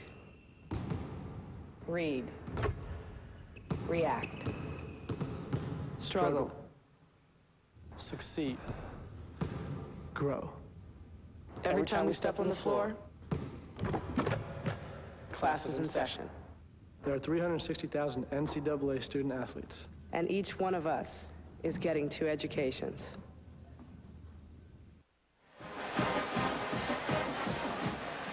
Ben Obamanu has made 2 of the biggest plays offensively in this game. He caught a 68-yard touchdown from Jason Campbell, and then he had a wide receiver screen for 51 yards to get the Tigers to this spot. But then wide open, 8 yards deep, a draw. And in one sense, that is kind of the essence of sports. I mean, you can go from being the hero to the GOAT or vice versa, just like that. And again, the point of the missed field goal by Philip Yost, if he made that, they would be kicking a field goal here on 4th down for a win. Instead, they've got to go for a touchdown on 4th and 2. McIntyre and Obamanu are wide to the right. Cadillac, Williams, and Slaughter are the running backs. Here's Campbell, 4th down. Backside blitz. Campbell is up, pulls up, throws it deep, tipped. Had another chance. McIntyre had a chance to catch that one.